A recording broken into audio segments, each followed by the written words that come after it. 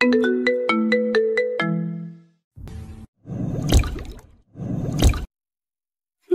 मेरी मंजिलों को जाती है। এই মুহূর্তে তোমায় জড়িয়ে ধরে ঠাস ঠাস করে দুটো চুমু খেতে ইচ্ছে করছে।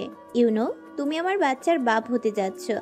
এখন টুস করে কল দিয়ে ঠুস করে নিজের অনুভূতিটা জানাও। ওয়েট করছি। স্ক্রিনের ওপর জলজল করা বার্তাটা পড়তেই মাথা ঘুরে গেল পাবেল শিকদারের। হাত পায়ে যেন গাম ছুটে যাচ্ছে। সামনের দিকে তাকিয়ে অনবরত বক্তৃতা দেওয়া ফোনের মালিককে একবার দেখে নিল। তারপর আরেকটু কাছে ঘেঁষে নিচু স্বরে বলল, ভাই, একদিনে দুটো গুড নিউজ, আমি তো হার্ট ফিল করব। বলেই ফোনটা পরশ শিকদারের সামনে ধরলো। স্ক্রিনের বার্তাটা পড়তেই হতভম্ব হয়ে কিছুক্ষণ তাকিয়ে রইল পরশ। বার কয়েক সেক্রেটারি রূপী নিজের ছোট ভাইয়ের দিকে তাকিয়ে জনসমাবেশের দিকে তাকালো। এরই মধ্যে পুনরায় একই নাম্বার থেকে মেসেজ আসলো, এই যে মশাই, আপনি যদি এই মুহূর্তে পৃথিবীর সব থেকে ব্যস্ততম লোক হয়েও থাকেন তাতে আমার কিচ্ছু যায় আসে না। এক্ষুনি ফোন দিন, নইলে কিন্তু আমার বাচ্চাকে কোলে নিতে দেব না। হাতের মাইক্রোফোনটা মুখের সামনে নিয়ে গম্ভীর কণ্ঠে বলল, এক্সকিউজ মি। তারপর পাশেই অবস্থানরত অনুষ্ঠানের আহ্বায়ক সামিউল সাবির হাতে মাইক্রোফোন দিয়ে ছোট্ট আওয়াজে বলল, তোমরা কন্টিনিউ করো। পাবেলের হাত থেকে নিজের পার্সোনাল ফোনটা নিয়ে পায়ে স্টেজ থেকে নেমে যায় পরশ শিকদার। কৌতূহল দমাতে না পেরে পাবেলও পিছু ছোটে পরশের। স্টেজের ডান দিকে প্রায় 32 হাত দূরেই ছোট্ট একটা নিম গাছ। আপাতত ওই জনশূন্য জায়গায় গিয়ে দাঁড়ালো পরশ। ইতিমধ্যে পাবেলও ছুটে এসেছে। হাত পাঁচেক দূরে 3 জন বডিগার্ড আসতেই পরশ হাত দিয়ে ইশারা করে থামতে বলল।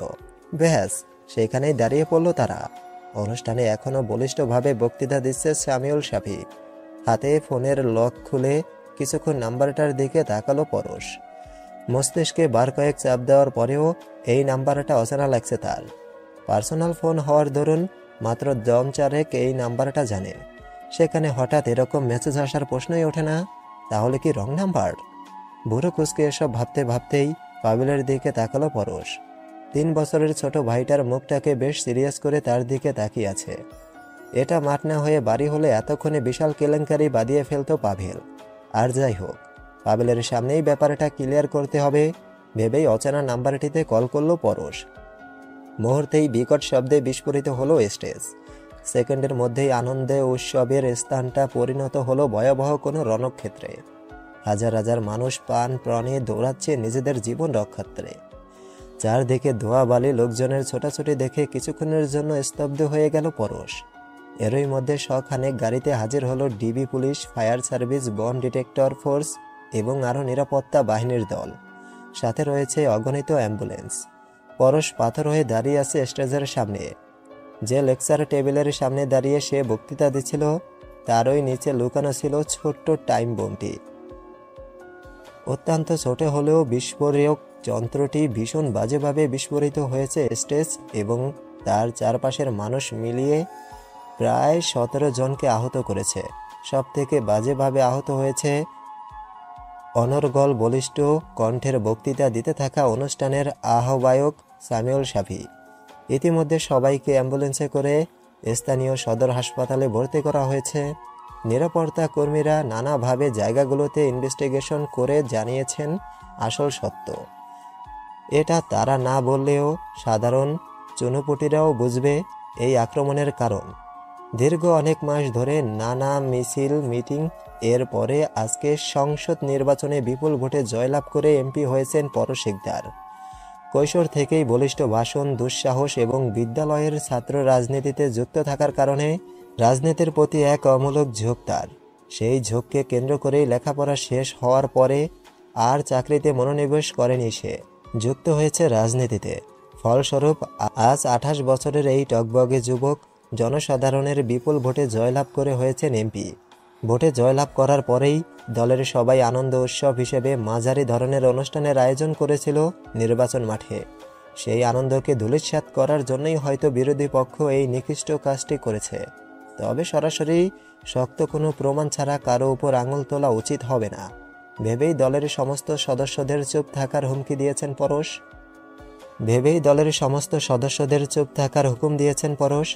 যুবলীগ ছাত্রলীগ সহ অজস্র টকবগে যুবক নিজেদেরকে সামলে রাখছে শুধুমাত্র পরশের কথায়, নইলে এতক্ষণে বিরোধী দলের নেতা শোভাম সর্দারের লোকের উপর ঝাঁপিয়ে পড়ত মর্মান্তিকভাবে। সারাদিন হাসপাতাল, প্রেস কনফারেন্স, মিডিয়া অফিস এসবে দৌড়াদৌড়ি করতে করতে হাঁপিয়ে উঠেছেন পরশ। বাড়ি থেকে লাগাতার কল আসছে একের পর এক। সমস্ত ঝামেলা মিটিয়ে দলের সমস্ত লোকদের বুঝিয়ে শান্ত করে বাড়ি ফিরল পরশ। এই সমস্ত সময়টা ভাইকে এক চুলও ছাড়েনি পাভেল। ছায়ার মতো সর্বক্ষণ পাশে পড়ে রয়েছে। রাত 11টা। গোসল সেরে ডাইনিংয়ে বসে সবেমাত্র ভাতের লোকমা মুখে তুলেছে পরশ। সারাদিনের ক্লান্তি, ঝামেলা, ছোটাছুটিতে পাভেল একরকম ভুলেই গিয়েছিল ফোনের মেসেজের কথা। মাথায় আসতেই খাওয়া ছেড়ে ভাইয়ের দিকে তাকিয়ে বলে উঠল, ভাই, বাবিকে তো কংগ্রাচুলেশন করা হয়নি। ফোন দিয়েছিলি, তারপরে এত বড় একটা সুখবর জানালো তোকে? স্তব্ধ হতভম্ব হয়ে কিছুক্ষণ তাকিয়ে রইল পাভেলের মুখের দিকে। যতই সে পরশকে ভয় পাক, কিন্তু বাড়ির ভেতরে ঢুকলেই একে একে যত রকমের কথা বলে পরিবারের থেকে বকা খাওয়ানো যায় সে ব্যাপারে মশগুল থাকে সে। বাড়িতে এলে যেন চির শত্রু হয়ে যায় পরশ। ডাইনিং টেবিলে থাকা প্রত্যেকটা মানুষ নীরব হয়ে তাকিয়ে আছে পাভেলের মুখের দিকে। ভাতে তরকারি দিতে দিতে ছোট ছেলের মুখের দিকে তাকিয়ে পিয়াসা শিকদার শুধালেন, কোন ভাবি, কি সুখবর? পাভেল যেন হাতে চাঁদ পেয়ে বসলো। সে তো চেয়েছিলই এটা, যাতে কেউ একজন তাকে জিজ্ঞেস করুক, আর সে গড়গড় করে সারাদিনের পেটে পচানো কথাটা উগরে দিতে পারে। মুরগির লেগ পিসে কামড় দিয়ে বেশ আয়েশ করে তাকালো পরশের দিকে। ভাই তার শান্তভাবে নিচের দিকে তাকিয়ে খেয়ে যাচ্ছে। হয়তো সে বুঝতে পেরে গেছে কথাটা কোনোভাবেই তার একার মধ্যে থাকবে না। আসলে মা, হয়েছে কি জানো, আমিও বা কি বলি, তুমি কিভাবে জানবা? 24 ঘন্টা ওর সাথে আমি থাকি, সে আমি জানি না। আর তথ্য আমি বাদ দাও। ঘটনা হচ্ছে, আজকে একই দিনে দুটো গুড নিউজ পেয়ে বেশ স্তব্ধ হয়ে গেছিলাম আমি। ঝামেলাটা না বাদলে ঘটনাটা আরও আগেই জানতে পারতাম। ধমক মেরে বসলেন মহিউদ্দিন শিকদার। খেতে খেতে বললেন, তোমাকে এত সাজিয়ে উপস্থাপন করতে কেউ তো বলেনি, ঘটনাটা কি সেটা বলো। আহাবু, সুন্দর কথা তো সাজিয়ে বলতে হয়। তোমার ছেলে সুন্দরভাবে আমাদের থেকে লুকিয়ে বিয়ে করেছে। আজ আবার জানতে পারলাম তাদের বেবিও হবে। আর সে কি প্রেম! মেসেজে জানিয়েছে কথাটা, তাতেই আমি হতভম্ব। বিশ্বাস করো আব্বু, মেসেজটা তুমি দেখলে বুঝতে পারতে কি প্রেম ওদের মাঝে। মোবাইল অপসে প্রেমগুলো গড়িয়ে পড়ছিল। হা। স্তব্ধ হয়ে গেল পুরো শিকদার মঞ্জিল। পাভেল নিত্য নতুন নানা কথা পরশের নামে বলেই থাকে, সেই নিয়ে আজকে তেমনভাবে কেউ কথাগুলো শোনেনি। কিন্তু তাই বলে সরাসরি বিয়ের কথা? পাভেল আর যাই বলুক, মিথ্যে কথা যে বলবে না এ ব্যাপারে সবাই নিশ্চিত।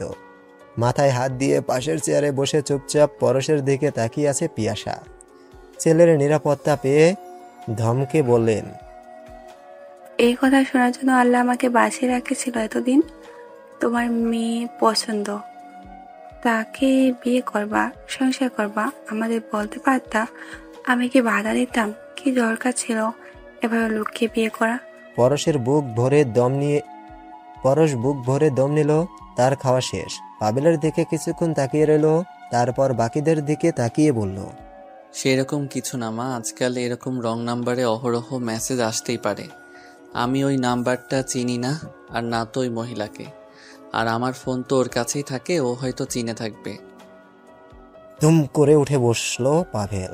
সবার দিকে তাকিয়ে পুনরায় বলল, তুই কি করে জানিস ওই নাম্বারটা কোনো মহিলার? পুরুষেরও তো হতে পারে। আগে পিছিয়ে কথা না বলে শুধু মেসেজ দেখে কীভাবে বললি ওটা মেয়ে মানুষ? পাগল পাচ্ছিস আমাদের? পুনরায় পাভেলের কথাই সবাই সায় দিল, শিকদার মঞ্জিলের সবাই। পরশ দাঁতে দপ চেপে চেয়ার থেকে উঠে দাঁড়ালো। পাভেলের পাশে গিয়ে চিবিয়ে চিবিয়ে বলল, তুই রুমে আয়, তোকে আমি প্রেগনেন্ট বানাচ্ছি। বলে ফোন নিয়ে হনন করে উপরে চলে গেল পরশ। যে ভাই কামড় দিয়ে কিছুক্ষণ তাকিয়ে রইল পাভেল। ইস, ওই মেসেজে তো বলছিল প্রেগনেন্ট, তার মানে ওটা মেয়ে ছিল। পিয়াসা ছোট ছেলের পাশে এসে বসলেন। ঘাড়ে হাত বুলাতে বুলাতে বললেন, ও বাবা, সত্যি কি পরের বিয়ে করছে নাকি তুমি আবার মজা করছো? মা, আরে তেমন কিছু না, আমি আগে নিজে ইনভেস্টিগেশন করি, পরে তোমাদের জানাচ্ছি। নিজের রুমে যেতেই পরশ ফোন হাতে নিয়ে বসলো। যাই হোক, আজ ওই নাম্বার থেকে এমন উদ্ভট মেসেজ না আসলে বমে দগ্ধ হতো সে। কে এই অপরিচিতা? আদৌ কি সে অপরিচিতা নাকি চেনা কেউ? তাকে বাঁচানোর জন্যই কি কৌশলে এমন মেসেজ পাঠিয়েছে? যেই হোক না কেন, এই লোকের ব্যাপারে বেশ খবর নিতেই হবে পরশের। সুজ হয়ে ঢুকে যেন পরবর্তীতে ফাল হয়ে না বের হয়, সে রাজনীতির প্রতিটা কদমে বেশ পরীক্ষা করে ফেলতে হয় পা। নইলে এখানে টেকা বেশ মুশকিল। ফোন হাতে নিয়ে কল করলো অপর প্রান্তের অচেনা নাম্বারে। আপনার হাগু আপনার সম্পদ, দয়া করে উহা অন্যকে প্রদর্শনের জন্য রাখিবেন না, নিজ দায়িত্বে পরিষ্কার করবেন। মাঝারি আকারের সাইনবোর্ডে সাইন পেন দিয়ে বড় বড় অক্ষরে কথাগুলো লিখে দম নিল স্পোশিয়া। এরই মধ্যে পেছন থেকে রিংটোন বাজা অবস্থায় ফোন হাতে নিয়ে ছুটে এলো অনন্দা। কথাটা বলে সামনের দিকে তাকাতেই হা হয়ে গেল আনন্দা। ফোনের কথা বলে টয়লেটের দরজার উপর টানানো সাইনবোর্ডের লেখাগুলো পড়ে হাসতে হাসতে সেখানেই বসে পড়ল। পেট চেপে ধরে কোনো মতে বলল, এই স্পর্শী, এসব কি উদ্ভট কথা লিখেছিস তুই? বুড়ো কুচকে আনন্দার দিকে কিছুক্ষণ তাকিয়ে রইল স্পর্শী। হাতের সাইন পেন দিয়ে আনন্দার মাথার উপর আলতো আঘাত দিয়ে বলল, এইসব তো তোমাদের কাছে উদ্ভট লাগবেই, সত্য কথা বললেই দোষ। এই শোন, এগুলো হলো বচন, স্পর্শের বচন।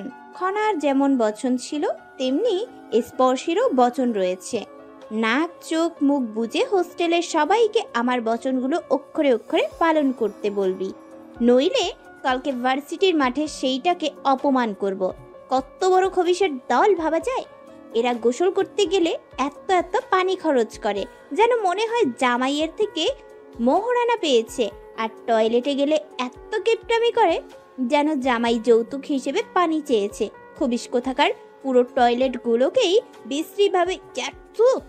এই শোন অনু, আজ থেকে তোর দায়িত্ব একটাই, টয়লেটে যে ঢুকুক বের হওয়ার পর তুই চেক করবি ভালো করে পরিষ্কার করছে কিনা, ওকে? নাক ছিটকালো আনন্দা। এরই মধ্যে পুনরায় ফোনের রিংটোন বাজতেই স্পর্শীর হাতে দিল, বলল, এই নে ধর তোর ফোন, এই নে 3 বার ফোন দিয়েছে। চোখের চশমাটা ডান হাতের তর্জনী দ্বারা উঁচু করে ফিট করলো। তারপর ফোন হাতে নিয়ে নাম্বার দেখতে দেখতে ওয়াশরুম থেকে বের হয়ে এলো। নাম্বারটা বেশ অচেনা লাগছে। রিসিভ করে কানে তুলে ভদ্রতার সহিত সালাম দিল। ফোনের ও প্রান্ত থেকে মিষ্টিভাষী কোনো মেয়ের সালাম পেয়ে নড়েচড়ে বসলো পরশ। পাভেল খাটের উপর বসে ফোনের দিকে একদম ঝুঁকিয়ে বসে আছে। লাউড স্পিকারে দেওয়ার পরেও এমনভাবে তাকিয়ে আছে যেন ফোনের মধ্যে ঢুকে যাবে। ভাইয়ের দিকে একবার তাকিয়ে গম্ভীর কণ্ঠে বলল, ওয়ালাইকুম আসসালাম। ভীষণ বিরক্ত হলো স্পর্শী। ফোন দিয়েছে, ঝটপট কথা বলবে তা না, থম মেরে বসে বসে উত্তর দিচ্ছে। মুখ কুচকে প্রশ্ন করল, কে বলছেন, কি চাই? অস্বস্তিতে হাঁসফাঁস করতে লাগলো পরশ। রাগও লাগলো। এই মেয়েই তো বিকেলে মেসেজ করলো, অথচ নাম্বারটাই এখন আর চিনতে পারছে না। মেয়ে বিষয়টাকে বরাবরই এড়িয়ে চলেছে পরশ। তবে পাভেল এই বিষয়ে ভীষণ এক্সপার্ট। ভাইকে নীরব থাকতে দেখে কোনোই দিয়ে গুঁতো দিয়ে কথা বলার জন্য বলল পাভেল। চোখ রাঙালো পরশ, তারপর ধীর আওয়াজে বলল, বিকেলে মেসেজ দিয়েছিলেন আপনি? থমথম করে হারতে হারতে স্পর্শী জিজ্ঞেস করল, কিরকম মেসেজ? পুনরায় অস্বস্তির জোয়ারে ভেসে গেল পরশ। কি বলা উচিত তার? প্রেগনেন্সির কথা, কিন্তু সেটা তো শুনতেই কটু লাগবে। জীবনে এত এত ভাষণ দেওয়া রাজনৈতিক নেতাও সামান্য একটা মেয়ের সাথে কথা বলতে গিয়ে কথা জড়িয়ে গুলিয়ে ফেলছে, গায়ের ঘাম ছুটিয়ে ফেলেছে। ভাবতেই মুখ চেপে ধরল পাভেল। ভীষণ হাসি পাচ্ছে তার। ভাইয়ের হাত থেকে ফোনটা ছো মেরে নিয়ে বিছানার উপর আয়েশ করে বসলো। স্পিকারের কাছে মুখ এনে তর তর করে বলল, আপনি কি বাবুর আম্মু নাকি? আমার বাবুর আম্মুকে খুঁজছি। শুনুন, বাবুর আম্মু আমি সম্পর্কে বাবুর কাকামশাই হই, চিনছেন? তড়িৎ গতিতে দাঁড়িয়ে পড়ল স্পর্শী। তাহলে এটা সেই নাম্বার। অনেকগুলো অচেনা নাম্বারের মধ্যে খেয়াল ছিল না এর কথা। মেজাজ বিগড়ে গেল স্পর্শের। নাক মুখ বিরক্তিতে কুচকে বলল, ওই বেটা, এতক্ষণে সময় হলো কল করার, কেন আরো আগে করতে পারতি না? যে সময় মেসেজ দিয়েছি ওই সময় কল করলে কি জাত যেত? তোর জন্য আজকে আমি বাজিতে হেরে গেছি, 4 প্লেট ফুচকা মিস করেছি। এখন আসছে বাবুর খোঁজ নিতে। তোর বাবুর বালও এখন নাই, নষ্ট হয়ে গেছে।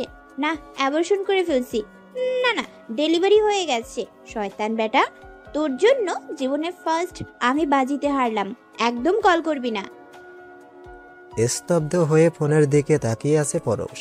পাভেল তো পুরাই ভেবাচাকা খেয়ে গেছে।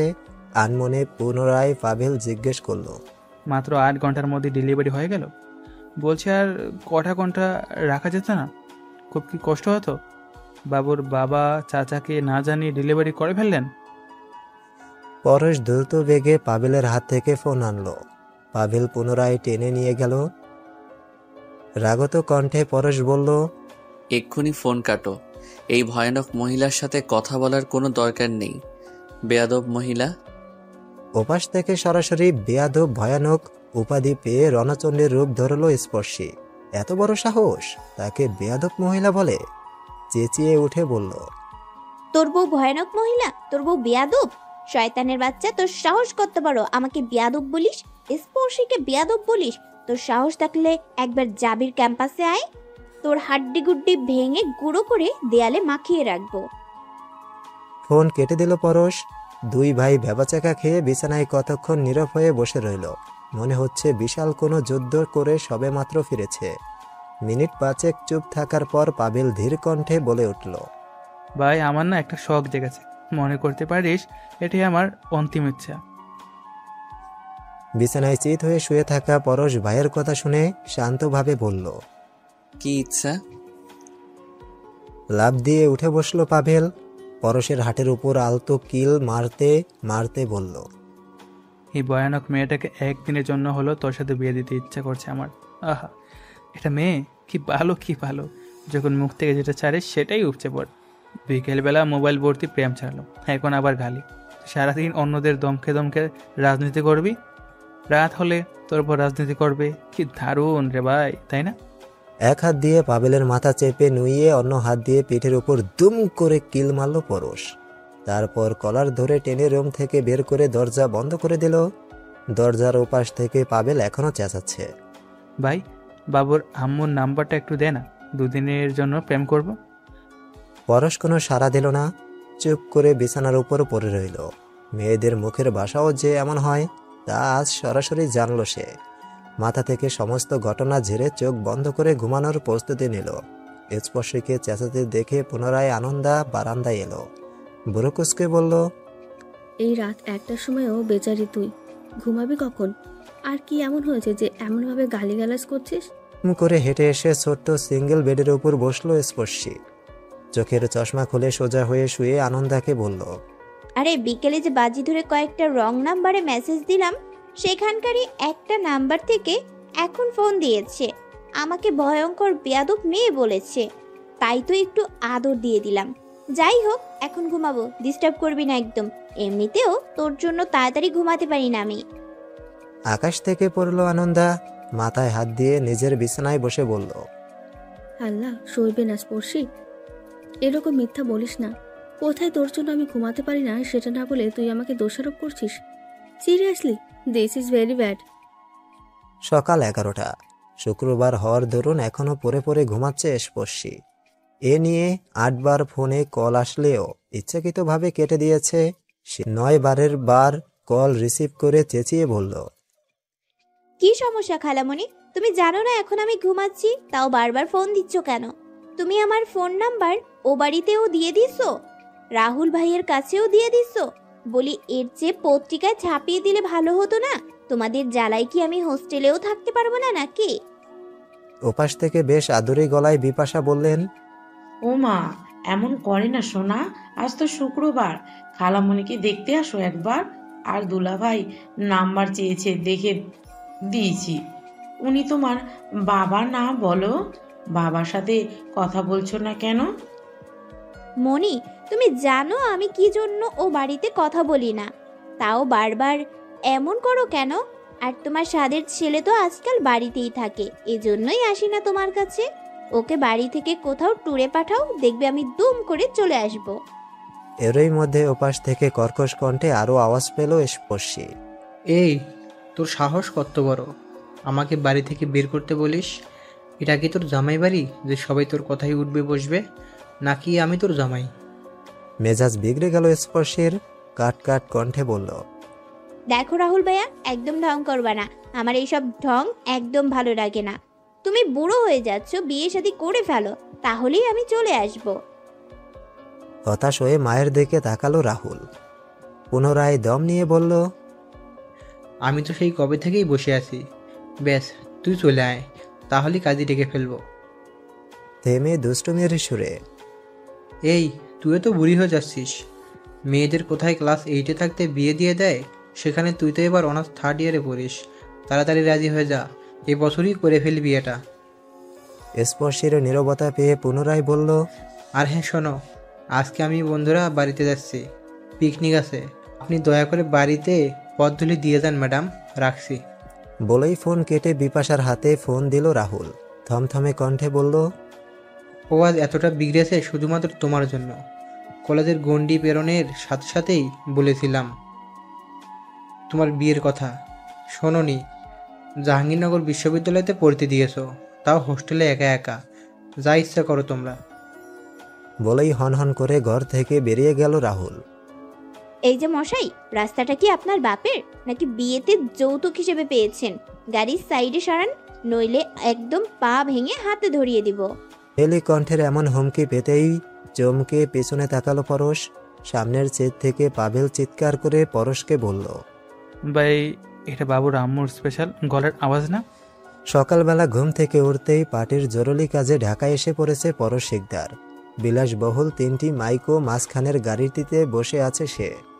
সামনের ড্রাইভিং সিটে বসে ড্রাইভ করতে থাকা বডিগার্ডের পাশের সিটে বসেছে পাভেল। তাদের গাড়ির সামনে এবং পিছনের গাড়িতে 3টি করে মোট 60 জন বডিগার্ড এবং দলীয় সদস্য রয়েছে। নবীনগরের এক নির্জন রাস্তায় আসতেই সঙ্গত কিছু কারণে সামনের গাড়িটি সাময়িক সময়ের জন্য থামানো হয়েছে। ফলস্বরূপ পরবর্তী গাড়ি দুটোই থামতে হয়েছে। এরই মধ্যে পেছন থেকে পরিচিত মেয়েলি কণ্ঠ শুনতেই নিজের দায়িত্বকে ভুলে লাফ দিয়ে গাড়ি থেকে নামলো পাভেল।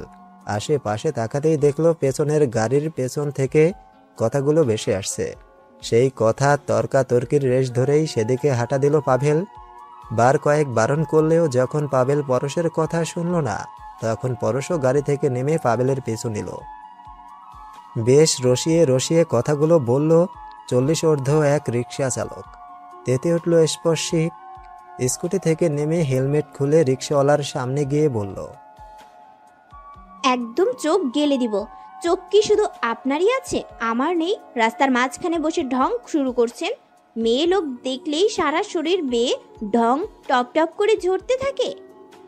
আনন্দ স্পর্শীকে বারবার টেনে পেছনে নিয়ে যাচ্ছে এখান থেকে যাওয়ার জন্য, কিন্তু স্পর্শী এখনও রিক্সাওয়ালার সাথে তর্কে মেতে উঠেছে। আশেপাশের জনে জনে লোক জমে উঠেছে। পাভেল রাস্তার একপাশে দাঁড়িয়ে ঘটনাটা বোঝার চেষ্টা করছে। স্পর্শী, চল এখান থেকে, ঝামেলা করার দরকার নেই।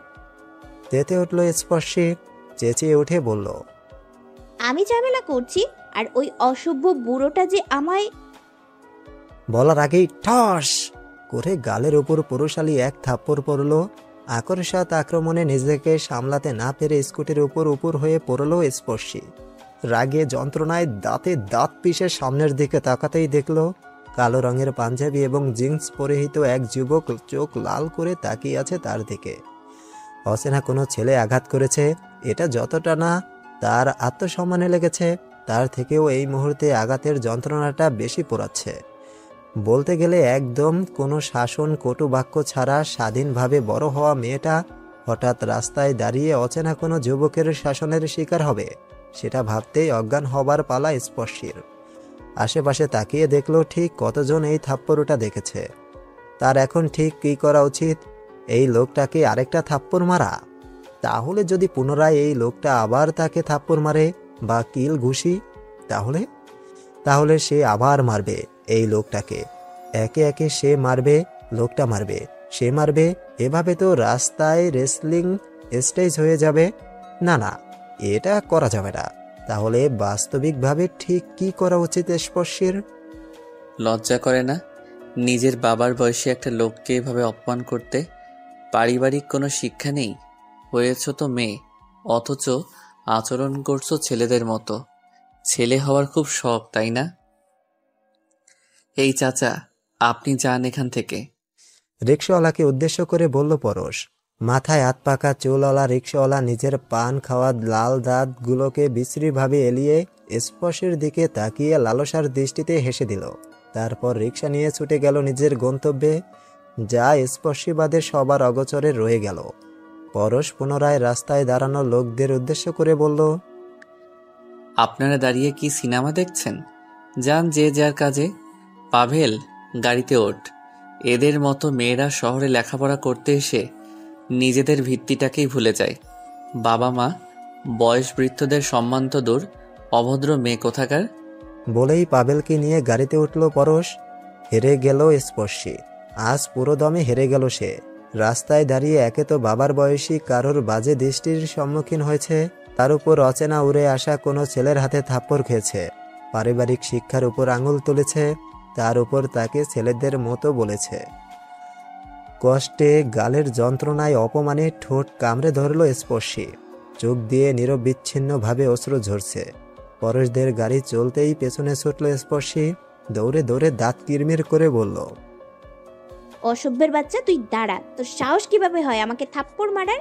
আমি ছেলেদের মতো করি? ওই হারামি, কি করছি আমি? আমি কি তোর বোনের পেছনে লাগছি, নাকি তোর পেছনে বকাটিগিরি করেছি? কোন অ্যাঙ্গেল থেকে আমি ছেলেদের মতো করছি? হ্যাঁ, গাড়ি চোখের আড়ালে চলে গেল। রাগে দুঃখে রাস্তার মাঝখানে আসন দিয়ে বসে পড়ল স্পর্শী। সাথে রয়েছে যাবতীয় গালিগালাজ। আনন্দা পাশেই স্পর্শীর দিকে তাকিয়ে দাঁড়িয়ে আছে। প্রায় 3 মিনিট পার হয়ে যাবার পরও যখন স্পর্শীর থামার কোনো দিক দেখল না, তখন আস্তে করে তার পাশে এসে বসলো আনন্দা। ধীর স্বরে বলল, এখন এসব বললে কি আর সে শুনবে? যখন মারলো তখন তো কিচ্ছু বলতে পারলি না। ধাক্কা মেরে আনন্দাকে রাস্তায় ফেললো স্পর্শী। রেগে রেগে বলতে লাগলো, তুই কি করছিলি তখন? তুই বলবি না আমায় মারলো আর তুই চুপচাপ দাঁড়িয়েছিলি? কোন বালের কাজ উদ্ধার করছিলি তুই? একদম ন্যাকামি করতে আসবি না আমার সাথে। ঢং না, আমাকে মেরে ধরে চলে গেল আর এখন আসছে তেল মাখতে। যা সর। বলে স্কুটিতে উঠে আনন্দাকে ফেলেই রেডিও কলোনির দিকে চলে গেল স্পর্শী। আনন্দা হতাশ হয়ে সেদিকে কিছুক্ষণ তাকিয়ে থেকে রাস্তায় দাঁড়িয়ে রইল। কিছুক্ষণ পর একটা বাস আসতেই সেটাই উঠে পুনরায় জাহাঙ্গীরনগরের দিকে চলে আসলো। রাত 10টা। বিপাশার কোলের উপর মাথা রেখে চুপচাপ শুয়ে আছে স্পর্শী। ভীষণ চিন্তায় পড়েছেন বিপাশা। মেয়েটা কখনো এমন শান্ত থাকার নয়, কিছু একটা ঘটেছেই, যার কারণে আসার পর থেকে এমন নীরব। ইনিয়ে বিনিয়ে পুনরায় জিজ্ঞেস করলেন, কি হয়েছে আম্মু? ও পাখি, মনির কাছে বল। শান্তভাবে স্পর্শী বলে উঠল, খালামণি, আমি কি সত্যি খুব খারাপ? মানে অভদ্রদের মতো, বেয়াদবদের মতো কারোর সাথে ভালো ব্যবহার করি না? মানে আমি বলতে চাইছি, আমার কি সত্যি শিক্ষার অভাব রয়েছে? আতকে উঠলেন বিপাশা। মেয়েটা একটু দুষ্টেও, স্বাধীনতা আর প্রতিবাদী প্রকৃতির। তাই বলে এসব কে বলল?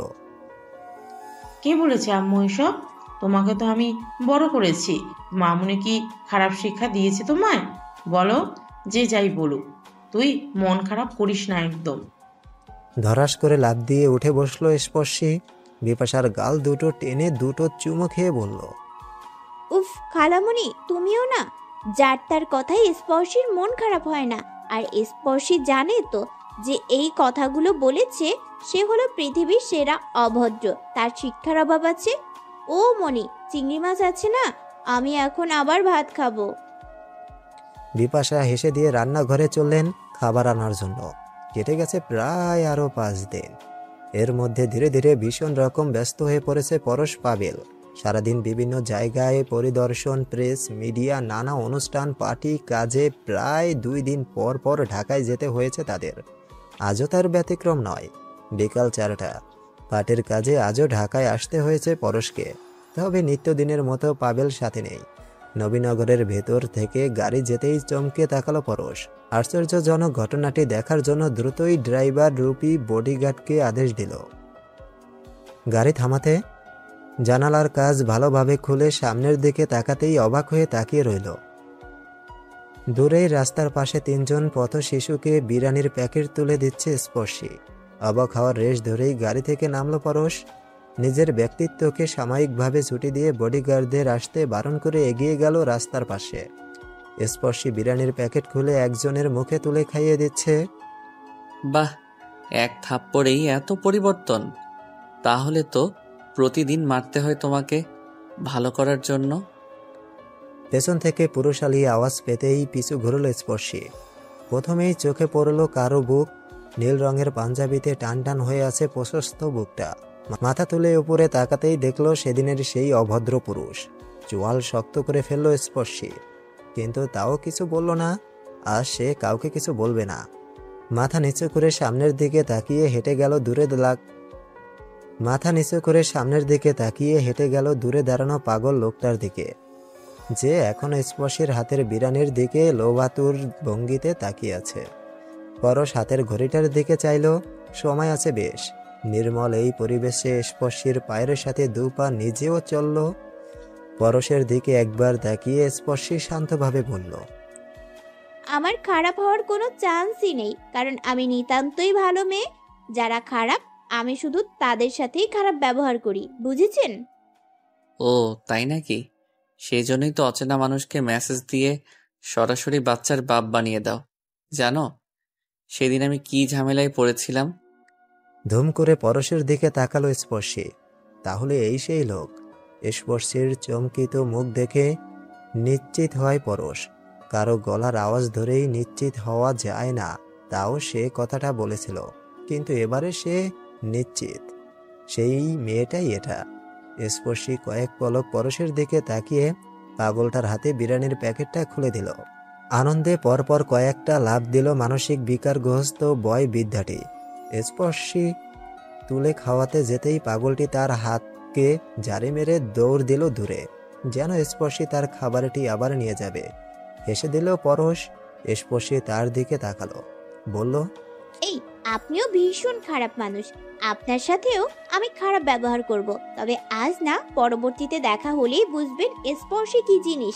আমাকে বেয়াদব অভদ্র বলেছেন আপনি। আজ নয় কেন? স্পর্শী চুপ হয়ে গেল, আকাশের দিকে তাকিয়ে বলল, আজ একটা স্পেশাল প্লাস শোকের দিন আমার। তাই এই যে শুনুন, কারো ব্যাপারে না জেনে তার পারিবারিক শিক্ষার উপর আঙুল তুলবেন না। হতেও তো পারে সে পরিবার ছাড়াই বড় হয়েছে। চমকে স্পর্শের দিকে তাকালো পরশ। স্পর্শী পুনরায় বলল, এই যে সেদিন আপনি আমায় বলেছিলেন না, বাবার বয়সী কারোর সাথে খারাপ ব্যবহার করা উচিত না। আচ্ছা আপনিই বলুন, বাবার বয়সী কেউ যদি বিছানায় নিতে চায়, তখন তার সাথে কেমন ব্যবহার করা উচিত? পরপর স্তব্ধ হয়ে তাকিয়ে রইল স্পর্শের দিকে।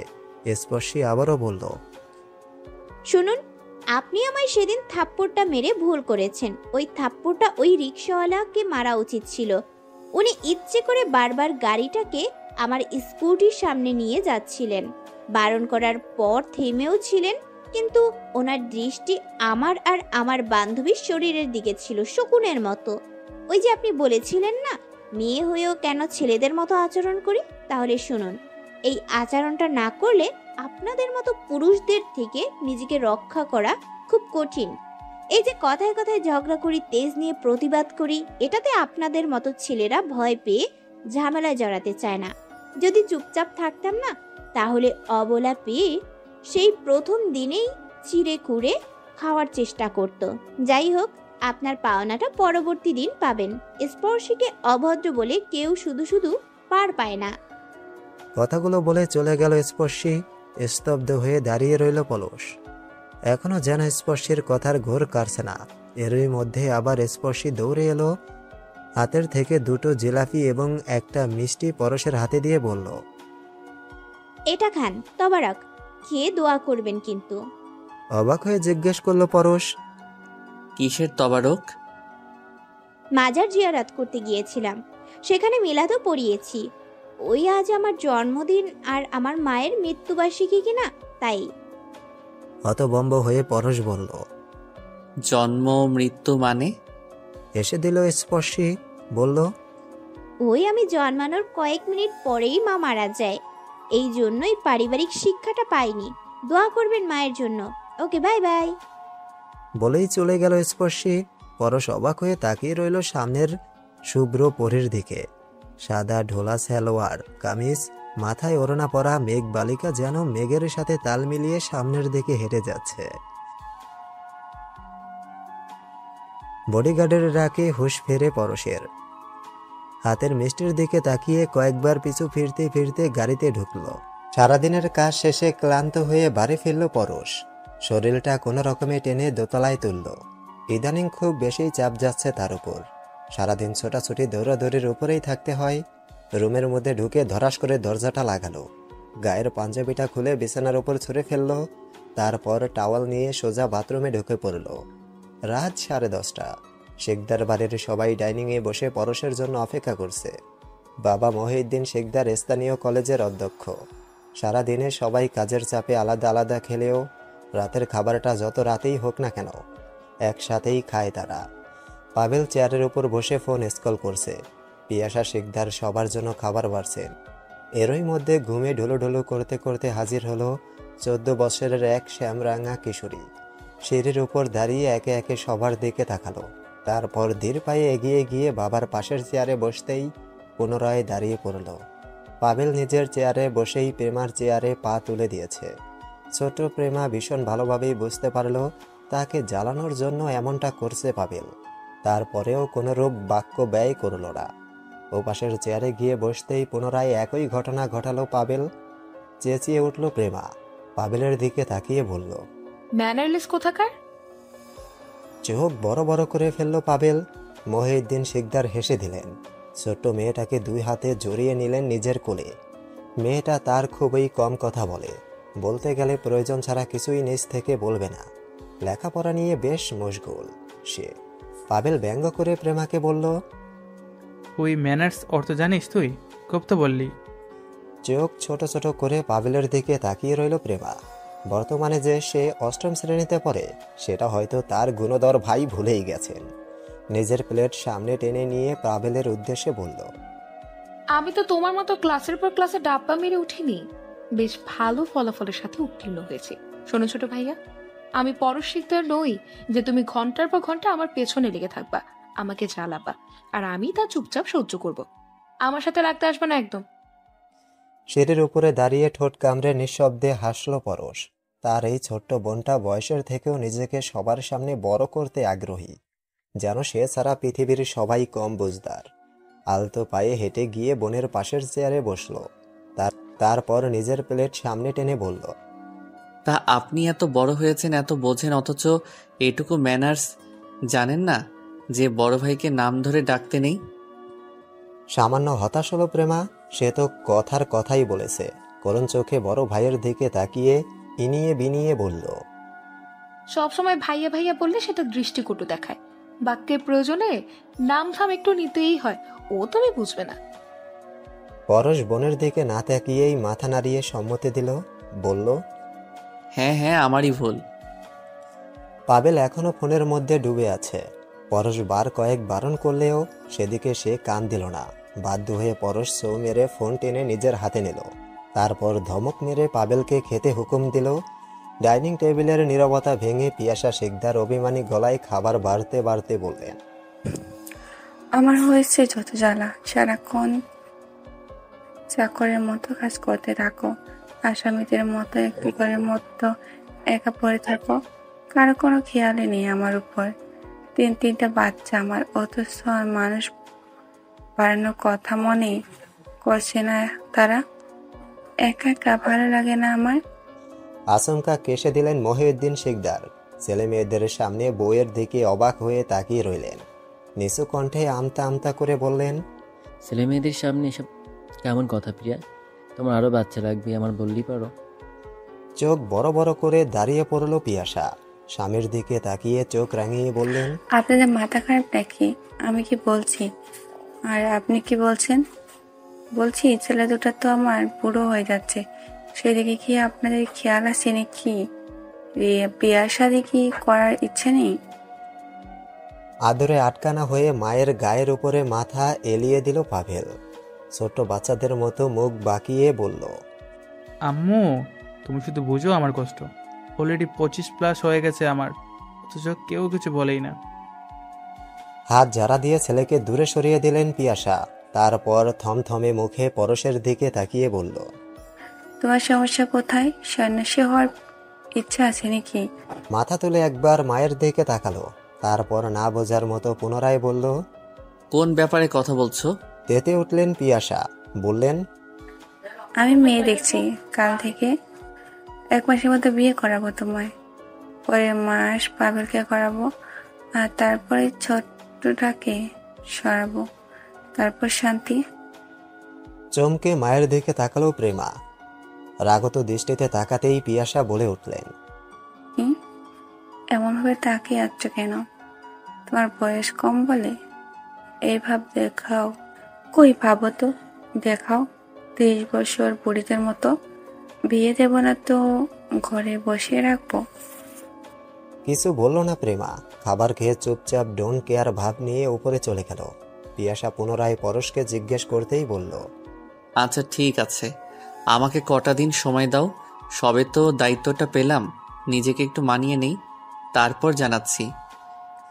কথাগুলো বলে টিস্যু দিয়ে হাত মুছল পরশ। পাবেলের ফোনটা টেবিলের উপর রেখে সিঁড়ি বেয়ে উপরে উঠতে লাগলো।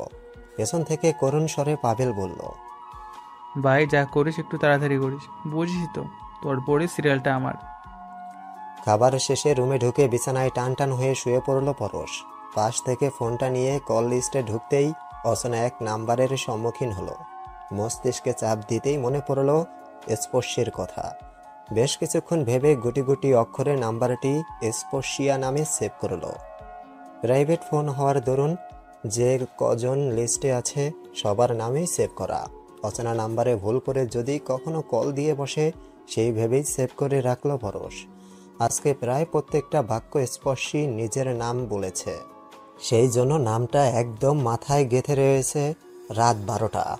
কতক্ষণ ফেসবুক স্ক্রল করলো পরশ।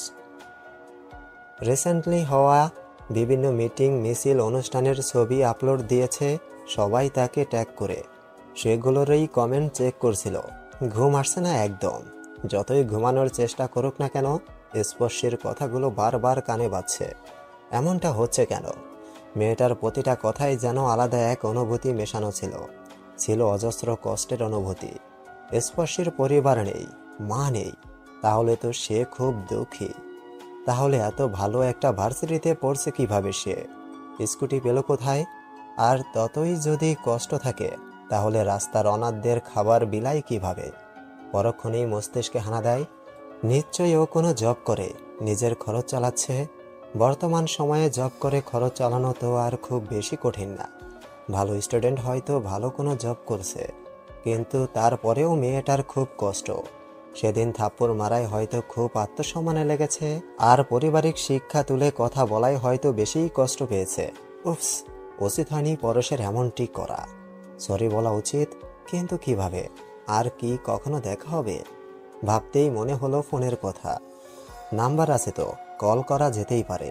পরক্ষণেই মনে পড়ল নিজের অবস্থানের কথা। একজন সংসদ সদস্য হয়ে এত রাতে কোনো মেয়েকে ফোন দিয়ে সরি বলবে সে? এটা তো তার ব্যক্তিত্বের সাথে পুনরায় বেমানান। তাহলে পরক্ষণেই ভেতর থেকে এলো অবশ্যই বলা যায়। সে বিনা কারণে যখন কাউকে অপমান করেছে অবশ্যই ক্ষমাও চাইতে পারবে। এটা ব্যক্তিত্ব আসবে কোত্থেকে? এরকমই আকাশ পাতাল ভাবতে ভাবতে কল দিয়েই বসলো পরশ। সাথে সাথে রিসিভ হলো। ওপাশ থেকে সুন্দর করে সালাম দিল স্পর্শী। পরশও উত্তর দিল। কিছুক্ষণ নীরব থেকে পরশ বলল, স্পর্শিয়া। ওপাশ থেকে ঘন নিঃশ্বাসের আওয়াজ এলো। স্পর্শী কি ঘুমাচ্ছে? কিয়ংদংশ পর সাড়া দিল স্পর্শী। আমাকে চিনেছ? বিরক্তিতে নাক মুখ কুঁচকে ফেলল স্পর্শী। সবে মাত্র কান্নাকাটি থামিয়ে শুয়েছিল সে। এরই মধ্যে পরশ ফোন দেওয়াতে ধরল। চটচটে কণ্ঠে বলল, আপনি আমার নাম্বার জানেন, আমার নামও জানেন, অথচ আমি আপনাকে চিনব না? কি মনে করেন নিজেকে? স্মৃতিশক্তি শুধু আপনারই প্রখর, অন্য সবার মাথার মধ্যে গোবর ভর্তি। ঠোঁট কামড়ে হেসে দিল পরশ। এই মেয়ে আবার নিজের রূপে ফিরে এসেছে। জিহ্বা দ্বারা ঠোঁট ভিজিয়ে পরশ বলল, কিন্তু তোমার নাম তো স্পর্শী। আমি তো আরো সুন্দর নাম দিলাম, স্পর্শিয়া। আমাকে ধন্যবাদ দিবেন না? নাক সেটকালো স্পর্শী, বলল, আগে আমার বাপ বড় করে আকিকা দিয়ে আমার নাম স্পর্শিয়া রাখছে, সংক্ষেপে সবাই স্পর্শী ডাকে। তাই পোলট্রি খাওয়া বাদ দেন ভাই। আপনি এত বড় ও কোনো রাজকার্য উদ্ধার করেন নাই যে ধন্যবাদ দিব। কি জন্য ফোন দিছেন তাই বলেন, ঘুমাবো। হতাশ হলো পরশ। পুনরায় ফোন অন্য কানে নিয়ে বলল, তোমার কাছে একটা বিশেষ দরকারে ফোন দিয়েছিলাম, বলতে গেলে কিছু একটার অনুমতি নেওয়ার জন্য। বাস্তবিকভাবে তোমার নামটা আমার ভীষণ পছন্দ হয়েছে। স্পর্শীর কথার মাঝখানে বলল, তো পরশের কেন জানি ভালো লাগছে কথা বলতে। প্রথম দিনের মতো অস্বস্তি হচ্ছে না। ফোন অন্য কানে নিয়ে কাত হয়ে শুলো। ডান হাত দিয়ে নিজের ঠোঁটে হাত বুলাতে বুলাতে বলল, ভাবছি কালকে একটা বিড়াল কিনবো, আর তার নাম স্পর্শিয়া রাখবো। অনুমতি দেবে কি? চটে গেল স্পর্শী। এই রাত দুপুরে এই বাজে লোক তাকে আবারও ফোন দিয়েছে অপমান করার জন্য। মুখ দিয়ে কিছু বলার জন্য উদ্ধত হতেই টুট টুট করে ফোন কেটে গেল।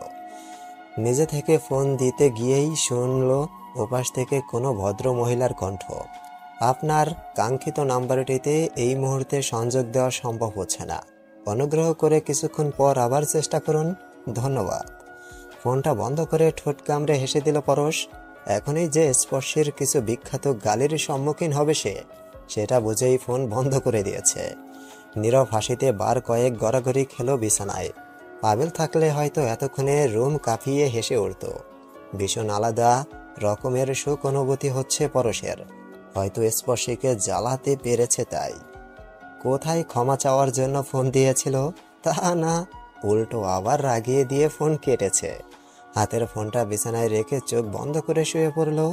কালকে আবার একটু রাগিয়ে দিবে সে স্পর্শীকে। আপাতত এখন ঘুমাক। এই যে মশাই শুনুন, আপনাকে আমার ভীষণ ভালো লেগেছে।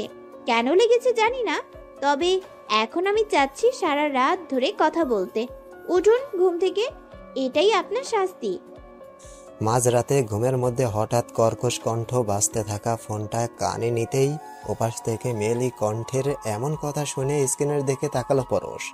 চোখ স্থির করে নাম্বারটা দেখেই আটকে উঠল। এটা তো স্পর্শিয়া। আবার কি জট পাকিয়েছে মনে মনে যে এত মধুর কণ্ঠে কথা বলছে, নাকি এই রাত দুটোর সময় কারো সাথে বাজি ধরেছে? হতেও পারে। এ মেয়ে যে ভীষণ ডেঞ্জারাস। বার কয়েক ঘুমন্ত চোখের পাপড়িগুলো বন্ধ করে পরশ বলল, স্পর্শিয়া আজ নয়, ঘুমানোর সময় এখন, রাখছি। ওপাশ থেকে চিৎকার করে উঠল স্পর্শী। ঘন ঘন কণ্ঠে বলতে লাগলো, একদম না, ফোন কাটবেন না কিন্তু, কথা আছে আমার আপনার সাথে। আর তাছাড়াও আপনি ফোন দিলে আমি কি কেটে দিয়েছিলাম নাকি? দমে গেল পরশ। ঘুমন্ত গরম নিঃশ্বাসটুকু ঠোঁট গোল করে ছেড়ে দিল। বার কয়েক নড়ে মাথার বালিশটা উঁচু করে দিয়ে শুলো। তারপর বলল, কি বলবে এত রাতে, বলো। আপনি কি বিয়ে করেছেন? সত্যি কথা বলবেন কিন্তু। চোখ বন্ধ রেখেই পরশ দুষ্টুমির সুরে বলল, কেন, আমাকে বিয়ে করবে নাকি? ওপাশ থেকে দ্রুত জবাব এলো, হ্যাঁ হ্যাঁ, বিয়ে করবো বলেই তো ফোন দিলাম। তা কবে করছেন আমায় বিয়ে? আমি কিন্তু এক পায়ে রেডি আছি, চলে আসুন তাড়াতাড়ি। জিহ্বা দিয়ে ঠোঁট ভিজিয়ে নিয়ে পরশ শান্তভাবে বলল, আবার কার সাথে বাজি ধরেছ? তা বাজিতে জিতলে কি পাবে? আমাকেও তো অর্ধেক দিতে হবে, নইলে তো আমি বিয়েতে রাজি হব না। মেজাজ বিগড়ে গেল স্পর্শীর।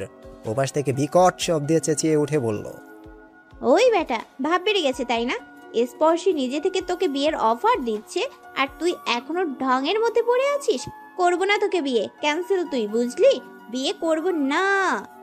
দরপরিয়ে বিছানা থেকে উঠে বসল পরশ। চারদিকে রাতের অন্ধকার বিরাজমান। ঘরের সামান্য আলোর ফোঁটাও নেই। চোখের সামনে কোনো আলো থাকলে পরশের ঘুম হয় না বলেই ঘর একদম অন্ধকার করে শোয়। কানটা জিম ধরে গেছে মনে হচ্ছে। বিছানা হাতড়ে ফোন হাতে নিয়ে স্ক্রিন অন করতেই দেখলো ফোনটা বন্ধ। তৎক্ষণাৎ মনে পড়লো রাতে স্পর্শের সাথে কথা বলার পর ফোন বন্ধ করে রেখেছিল। পাওয়ার অন করে রুমের আলো জ্বালালো। তারপর বিছানায় বসে স্পর্শের নাম্বারটা দেখতে লাগলো। রাত 3টা। সে যে এতক্ষণ স্বপ্ন দেখছিল তা এই মুহূর্তে ক্লিয়ার। কিন্তু স্বপ্ন হোক আর যাই হোক, বা কানটা ঝিম ধরে আছে। পরশ চিন্তায় পড়লো, এত মানুষ থাকতে এই ভয়ঙ্কর মেয়ে তার স্বপ্নে আসবে কেন? তাও সরাসরি বিয়ের প্রপোজাল নিয়ে। মাই গড, এই মেয়ের সাথে বিয়ে? ভাবতেই পরশের শিরদাঁড়া ঠান্ডা হয়ে যায়। পরক্ষণেই মায়ের বলা কথাগুলো মনে পড়ে যায়। লেখাপড়া শেষ, ক্যারিয়ারও শুরু করে দিয়েছে, এখন ব্যাস বিয়েটা বাকি। বিয়ে যদি করতে হয় তাহলে স্পর্শে খারাপ কোথায়? স্পষ্টবাদী, একটু স্বাধীন চেতা, সেটা মানিয়ে নেবে পরশ। মা পরিবার ছাড়া বড় হওয়া মেয়েটা নিশ্চয়ই তার মাকে শাশুড়ি রূপে পেয়ে অবজ্ঞা করবে না। পরশ হেঁটে রুমের বাইরের ব্যালকনিতে গেল। একজন বউ হিসেবেও স্পর্শী বেশ পারফেক্ট। চোখ বন্ধ করে বার কয়েক স্পর্শের সাথে দেখা হওয়ার ঘটনাগুলো ভাবল। প্রথম দিন ভালো করে খেয়াল না করলেও দ্বিতীয় দিন বেশ গটিয়ে দেখেছে স্পর্শীকে।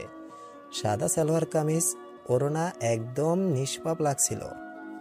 সারা মুখ চোখ জুড়ে ছিল শুভ্রতা। হলুদ ফর্সা মুখখানি, তার উপর অমন প্রতিবাদী কথাগুলো যেন বারবার টানছিল পরশকে। বাস্তবিকভাবে আমরা কেউ কারো কষ্ট ব্যথা সম্পর্কে অবগত হলে আরও ভীষণভাবে তার উপর দুর্বল হয়ে পড়ি। পরশের বেলায়ও তার ব্যতিক্রম নয়। চমকে উঠল পরশ, একই হচ্ছে তার সাথে। এখন দিন রাত না ঘুমিয়ে সে কিনা স্পর্শীর ভাবনাতে মশগুল থাকবে। সামান্য একটা মেয়ে তাকে দুদিনেই ছন্নছাড়া করে দিচ্ছে। না না, এটা তো চলবে না। মাথা থেকে কথাগুলো ঝেড়ে রুমে চলে এলো। লাইট নিভিয়ে চোখ বন্ধ করে পুনরায় ঘুমানোর চেষ্টা করলো। সকালে ঘুম থেকে উঠে স্পর্শী কাউকে কিছু না বলে স্কুটি নিয়ে নবীনগরের দিকে এলো। আজ আর ভালো লাগছে না, ভার্সিটি মিস দেবে সে। আজকে সারাদিন খালামনির কাছে থাকবে সে। গেটের সামনে এসে স্কুটি রেখে ভেতরে প্রবেশ করতেই প্রথমে চমকে উঠল। 3/4 প্যান্ট আর গেঞ্জি গায়ে দেওয়া অবস্থায় গেটের সামনে সাদা গোলাপ গাছটায় রাহুল পানি দিচ্ছে। পানি দেওয়া শেষ হতেই পুনরায় মুখের মধ্যে ব্রাশ দিয়ে দাঁত মাজতে শুরু করলো রাহুল। ঘুরে তাকাতেই দেখলো স্পর্শী ঢুকছে বাড়ির মধ্যে। দ্রুত পায়ে ছুটে গিয়ে স্পর্শীর সামনে দাঁড়ালো। ব্রাশ হাতে নিয়ে জিজ্ঞেস করলো, তোর দিন দিন দাম বেড়েই যাচ্ছে তাই না? আমি ওখানে ছিলাম, তাও কথা বলি না কেন? অস্বস্তিতে হাঁসফাঁস করতে লাগলো স্পর্শী। অন্যদিকে তাকিয়ে বলল, তোমার কোনো সেন্স না থাকলেও আমার আছে ভাইয়া। এভাবে এই ড্রেসে কেউ বাইরে বের হয়? মার্জিত ভাবে থাকলে ঠিকই সেধে কথা বলতাম। চমকে নিজের দিকে তাকালো রাহুল। তারপর স্পর্শীকে বলল, খুব তো বললি, মনে হচ্ছে এইভাবে এই প্রথমবার দেখছিস আমাকে। না, প্রথমবার দেখিনি। সেই এতটুকু বয়স থেকে তোমাকে শুধু এই ড্রেসে কেন বলতে গেলে হাফ প্যান্ট পরা অবস্থাতেও দেখেছি। তখন অস্বস্তি হতো না, এখন হচ্ছে। কেননা সেই রাস্তাটাও তুমি তৈরি করে দিয়েছো। আচ্ছা ভাইয়া, তোমার কি বিবেক নেই? সেই ছোটবেলা থেকে এখানে বড় হচ্ছি, খালামণিকে মা না ডাকলেও সেই আমার মা। তোমাকে আমার নিজের ভাইয়ের থেকেও আপন ভেবেছি। একসাথে থেকেছি, তোমার কাঁধে চড়িয়ে ঘুরে বেরিয়েছি, খেলেছি কত কি। সেই তুমি কি করলে? এসএসসি এর আগে নিজের পরিচয়টা দেখিয়ে দিলে। খালাতো ভাই যে কখনো আপন হয় না সেটা বুঝিয়ে দিলে। তোমার জন্য আমি বাড়িতেও কোনো কথা বলি না। বাবা ফোন দিলেই খালি বিয়ে বিয়ে করে, শান্তি পাচ্ছি না আমি। আচ্ছা, দুনিয়াতে কি আর কোনো মেয়ে নেই? আমার পিছনেই কেন পড়ে আছো? তুমি জানো হোস্টেলে থাকাটা কতটা কষ্টের? কয়েক মিনিট লস গেলে আর সে ওক্তে খাবার পাওয়া যায় না, মেপে মেপে খাবার খেতে হয়। কেন করি এই কষ্ট? শুধু তোমার জন্য, তোমার এই বেহায়াপনার জন্য। আমার এই বাড়িতে সেখানে যেখানে এতটুকু থেকে মানুষ হয়েছি সেখানে আসতে লজ্জা করে, আর তোমার সামনে দাঁড়াতেই তো আমার গা ঘিন ঘিন করে। দাঁতে দাঁত চেপে পুনরায় স্পর্শী বলল, দেখো মুড ভালো নেই, মনির কাছে এসেছি, দয়া করে এই ঘন্টা আমার থেকে দূরে অবস্থান করো। বলেই হনহন করে বাড়ির ভেতরে ঢুকে গেল স্পর্শী। রাহুল অবাক চোখে তাকিয়ে রইল স্পর্শীর পানে। সে তো কখনো বোনের নজরে ওকে দেখেনি। সেই এতটুকু থেকে নিজের হাতে করে ওই পুতুলটাকে সাজিয়েছে।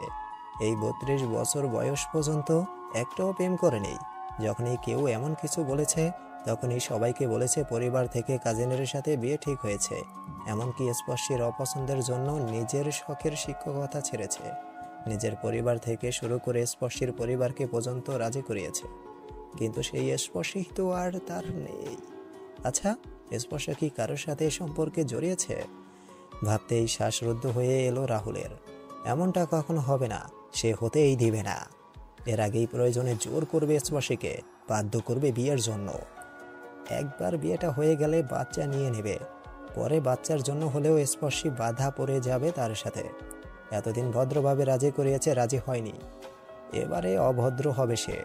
খুব শীঘ্রই স্পর্শীকে বাঁধতে হবে, না হলে। দুপুর 12টা, পার্টি অফিসের নিজের বরাদ্দকৃত চেয়ারে বসে আছে পরশ। আজকে তেমন ব্যস্ততা নেই, পাবেলও পাশে নেই। ভার্সিটির কিছু কাজের জন্য বেরিয়েছে। পরশ চেয়ারে গায়ে এলিয়ে দিল, হাতের ফোনটা নিয়ে বার কয়েক স্ক্রল করলো ফেসবুকে। ভালো লাগছে না সত্যিই। মানুষ যতই নিজের ক্যারিয়ারের দিকে ছুটুক, দিন শেষে একজন স্বস্তির মানুষ প্রয়োজন, যার সাথে কথা বলার জন্য, সময় কাটানোর জন্য অবসর খুঁজতে মরিয়া হবে সে। এবারে বিয়েটা করাই উচিত। বিয়ের কথা মনে হতে স্পর্শের কথা মনে করলো। সে যে তাকে রাতের স্বপ্নের মধ্যে বিয়ের প্রপোজাল দিয়েছে, এতটুকু তো বলাই যায়। সাথে রাতের মতো না হয় আর একটু রাগিয়ে দিবে, তার রাগ নিখে। প্রথমবার কল দিতেও কেউ রিসিভ করলো না। অস্বস্তিতে পড়ল পরশ। আবার ফোন দেওয়া উচিত কিনা? একজন এমপি হয়ে একটা অপরিচিত মেয়ের নাম্বারে এভাবে অনর্গল ফোন দেওয়াটাকে দৃষ্টিকটু ঠেকছে তার কাছে। তাও মন মানল না। পুনরায় ফোন দিতেই ওপাশ থেকে রিসিভ হলো। সাথে সাথে ভেসে এলো অভিমানী তেজি সুরে আওয়াজ। কি বিড়াল টিড়াল কিনে তারপর ফোন দিয়েছেন? এবারে কি আকিকা করবেন কিনা সেই অনুমতি চাইবেন? ঠোঁট কামড়ে হেসে দিল পরশ। অদ্ভুত লাগলো তার কাছে। সারাক্ষণ রোবটের ন্যায় চলতে থাকা এই গম্ভীর মুখশ্রীতে যখনই স্পর্শীর সাথে কথা বলে, তখনই অদ্ভুতভাবে হাসি ফোটে। এক অজানা প্রশান্তি পায়। না, এখনো কেনা হয়নি, একটু বিজি ছিলাম, তাই। ভালো করেছো মনে করিয়ে দিয়ে। স্পর্শী পরশের কথার মাঝখানে এক ক্লান্তির ছোঁয়া পেল। ঠোঁট কামড়ে কিছুক্ষণ চিন্তা করে বলল, এই আপনি কি কোনো নেতা টেতা নাকি? এরকমটা মনে হওয়ার কারণ? না তেমন কিছু না, সেই দিনকে দেখলাম আপনার সাথে অনেকগুলো বডিগার্ড, আর গাড়ির ভেতরে পুলিশও তো দেখলাম, তাই। পরশ বড় কাজকালো।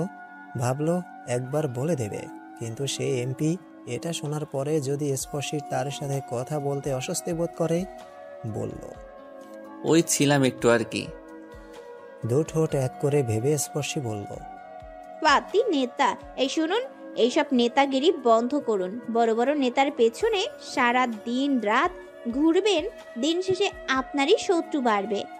বিপদ হলে তখন আর তাদের পাশে পাবেন না। আপনি বলুন, এই যে এত মারামারি কাটাকাটি হয়, দেখেছেন কখনো বড় নেতারা আহত হয়? মার খেলে তো সেই চুনোপুটিরাই মার খায়। এখনো বলছি এসব বাদ দিন। স্পর্শী কাউকে খারাপ বুদ্ধি দেয় না। ঠোঁট টিপে হাসলো পরশ, তারপর বলল, কিন্তু আমি তো এসব এখন ছাড়তে পারবো না, তাহলে ক্ষতি হবে জনগণের। নাক সেটকালো স্পর্শী, ব্যঙ্গ করে বলল, এ কোন রাজ্যের প্রধানমন্ত্রী আপনি যে রাজনীতি ছাড়লে দেশ ডুবে যাবে? আপাতত এক রাজ্যের ছোটখাটো এমপি আছি, ভবিষ্যতে তুমি ভোট দিলে প্রধানমন্ত্রী হয়েও যেতে পারি। কি বলো, দেবে ভোট? চমকে নাম্বারের দিকে তাকালো স্পর্শী। এই লোক একজন সংসদ সদস্য, তার সাথে দিনের পর দিন এভাবে কথা বলেছে, ভাবতেই কেমন লাগছে। বেশ কিছুক্ষণ নীরব থাকলো স্পর্শী। ওদিকে পরশ ভীষণ ভাবনায় পড়ল। হুট করে পরিচয়টা বলা মোটেও ঠিক হয়নি। এখন যদি স্পর্শী আর কথাই না বলে, তাহলে। উত্তপ্ত দুপুর, এসির ঠান্ডা পরিবেশের মধ্যে থাকার পরেও বিন্দু বিন্দু ঘাম জমেছে কপালের ডগায়। হাতের আঙুল দিয়ে মুছে নিল ঘামটুকু। এক দৃষ্টিতে ফোনের দিকে তাকিয়ে ভাবনাতে মশগুল হলো পুনরায়। সামান্য পরিচয় দেওয়াতেই যে এমন করবে স্পর্শী, সেটা আগে জানলে খুনাক্ষরেও টের পেতে দিত না পরশ। ফোন আরও 5 মিনিট আগেই কেটে দিয়েছে। অপর পাশ থেকে ভীষণ উত্তেজিত হয়ে পড়েছে পরশ। এই যেন কিছু একটা হারিয়ে ফেলল সে। সব কিছুই সুন্দরভাবেই তো হচ্ছিল। ধুর, আজকে ফোন দেওয়াটাই উচিত হয়নি। পুনরায় মনে মনে স্পর্শের প্রতি রাগ হলো। এমনিতে তো সারাক্ষণ মুখ চলে, অথচ পরিচয় পেয়েই চুপসে গেছে। সময় যত কাটছে ততটাই উদ্ভ্রান্তের মতো হয়ে যাচ্ছে পরশ। উফ, এ কেমন জ্বালা! নিজেকে কন্ট্রোল করাই দায় হয়ে যাচ্ছে। এমন হলে তো কোনো দিনই ওই মেয়ের সাথে কথা বলা উচিত হয়নি। মন চাচ্ছে গিয়ে তুলে নিয়ে আসতে। নিজেকে কন্ট্রোল করতে না পেরে পুনরায় ফোন দিল পরশ। কিয়দংশ পরেই রিসিভ হলো। সারা শরীর কেমন শীতল হয়ে এলো। বুকের উপর দিয়ে যেন কোনো পাথর সরে গেছে। ঠোঁট গোল করে স্বস্তির নিঃশ্বাস ছাড়ল। তারপর স্পর্শের উদ্দেশ্যে ধীর কণ্ঠে আওড়ালো, কি ভয় পেয়ে গেলে নাকি আমাকে, নাকি ঘাবড়ে গেছো? এটা সত্যি যে এমপি শোনার পরে স্পর্শী কিছুটা অস্বস্তিতে পড়েছে নিজের পরিবের বলা কথাগুলোর জন্য, কিন্তু তাই বলে ভয় পাবে? ভীষণ আত্মসম্মানে লাগলো তার। নাকের পাটাতন ফুলিয়ে তেজি কণ্ঠে বলল, কেন কেন আপনাকে ভয় পেতে যাব কেন? আপনি কোন যুগের আলেকজান্ডার যে আপনাকে শুনে ঘাবড়ে যাব? স্পর্শীর তেরা কথা শুনে পুনরায় ক্ষান্ত হলো পরশ। চেয়ারে গায়ে লিয়ে দিয়ে বলল, তাহলে ফোন কাটলে কেন? আগে তো ঠিকই কথা বলছিলে। ভাবনায় পড়ে গেল স্পর্শী। যাই হয়ে যাক না কেন, এই লোকের কাছে হার মানা যাবে না। কিন্তু কি বলবে সে এখন?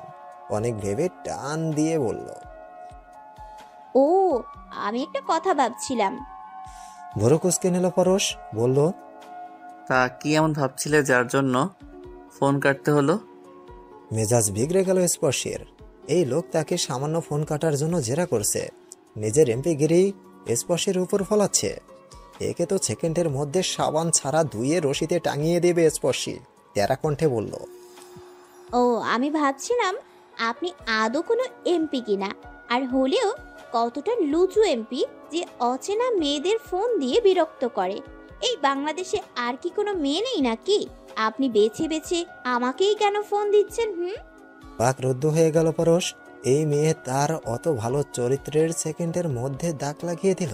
মাত্র 2 বার ফোন করাতেই লুচ্চা বানিয়ে দিল। কি এমন লুচ্চামি করেছে সে? আর বিরক্ত! উফ, ভাবতে পারছে না পরশ। কিন্তু পরশের তো রাগও লাগছে না। আশ্চর্যের ব্যাপার স্যাপার। দিন দিন সে কেমন কন্ট্রোল হারিয়ে ফেলছে নিজের উপর। নিজেকে সামলে ধীর কণ্ঠে স্পর্শীকে বলল, অচেনা কাউকে মেসেজ দিয়ে নিজের বাচ্চার বাপ বানিয়ে দিতে পারো, তাতে কিচ্ছু হয় না। অথচ সামান্য দুটো কথা বলতেই আমি লুচু হয়ে গেলাম। কি বিচার বলো তো? রাগ লাগলো স্পর্শীর। সেদিন কোন অক্ষরে যে এমপির নাম্বারে মেসেজ দিতে গিয়েছিল কে জানে, আল্লাহ জানে। আরো কতদিন যারে এই লোককে। নিজেকে সংযত করে ভীষণ সিরিয়াস হলো। বলল, আচ্ছা, একটা কথা বলুন তো, আপনি একজন এমপি মানুষ, বিশাল বড়সড় আপনার ব্যাপার স্যাপার, অথচ আপনি আমাকে নিয়ম করে ফোন দিচ্ছেন, দেখা করছেন, শাসন করছেন। কেন বলুন তো? সামথিং নাকি? হ্যাঁ করে কাশি উঠে গেল পরশের। টেবিলের ওপর থেকে পানির বোতল খুলে ঢকঢক করে খেলো। এ মেয়ে এত নির্লজ্জ কেন? সব কথা গড়গড় করে মুখের উপর বলতে হবে এমন কোথাও লেখা আছে নাকি? কিছু তো বুঝেও বসে থাকা যায়। মুখে বলল, তেমন কোনো ব্যাপার না। তা বললে তো চলবে না নেতামশাই। আমি একজন মেয়ে, আমার ষষ্ঠ ইন্দ্রিয় বলছে আপনি আমার প্রেমে হাবুডুবু না, ডুবেননি এখনো। তবে সাঁতার কাটার জন্য পুরো জ্যাকেট ট্যাকেট পরে রেডি আছেন কি, তাই তো? ঠোঁট কামড়ে হেসে দিল পরশ। কি সাংঘাতিক মেয়ে! এর সাথে কিছু লুকানো যাবে না। এই তেরা মেয়ের সাথে তেরা মেয়েই করতে হবে। চেয়ার থেকে উঠে জানালার কাছে গেল।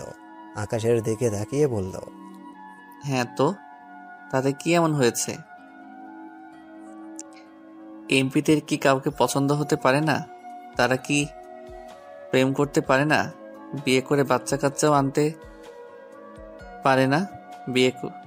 নাকি শুধু তুমি বিয়ে ছাড়া মেসেজে বাচ্চা আনা থেকে শুরু করে ঘন্টার মধ্যে ডেলিভারি পর্যন্ত করাতে পারো? চাকা খেয়ে গেল স্পর্শী। এ মা, এই এমপি দেখছি এখন অন্য সুরে গান গাইছে। না না, যতটা বলা সে ভেবেছে ততটাও সুবিধা নয়। একটু বুঝে শুনে কথা বলতে হবে। মুখে বলল, না, আমি কি সেটা বলেছি নাকি? অবশ্যই পরে দেশের এমপি মন্ত্রীরা যদি বউ বাচ্চা ছাড়া সিঙ্গেল লাইফ পার করে, তাহলে ভবিষ্যতে তাদের বংশধরগুলো আসবে কোথা থেকে? কিন্তু আমি বলছিলাম কি নেতামশাই, এত মেয়ে থাকতে আমিই কেন? এবারে উত্তর দিতে সময় নিল না পরশ। চট করে বলে উঠল, হ্যাঁ, সেটা তো আমিই ভাবছি। তুমি কেন? পুরোটা আবেগের বয়স কাটিয়ে এলাম, অথচ কেউ একটু টলাতেও পারিনি। সেখানে তোমার মতো একটা ভয়ঙ্কর মেয়েই কেন? শোনো মেয়ে, তোমাকে আমার একটু পছন্দ হয়েছে, তাই বলে আবার উঠতে শুরু করো না। রাগ লাগলো স্পর্শের। নাকের পাটাতন ফুলিয়ে বেশ ঘন করে শ্বাস নিল।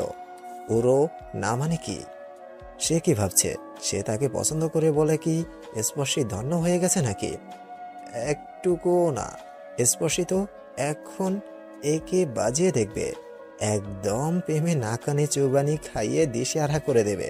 প্রথম প্রথম এত ভালো কথা বলবে যে এই নেতাকে একদম তার নেওয়াটা বানিয়ে দেবে, আর উদ্দেশ্য সফল হওয়ার পরেই একদম সিম অফ করে দেবে। এমনিতেই এই সিমটা রাহুল ভাইয়ার জানার কারণে চেঞ্জ করতে হবে। নিজের মনোবাসনাকে পূরণ করার জন্য বেশ গুছিয়ে কিছু প্রেম বাক্য মুখের কাছে আওড়ালো স্পর্শী। ফোনটাকে মুখের কাছে এনে বেশ সুরেলা কণ্ঠে বলল, নেতামশাই শুনুন।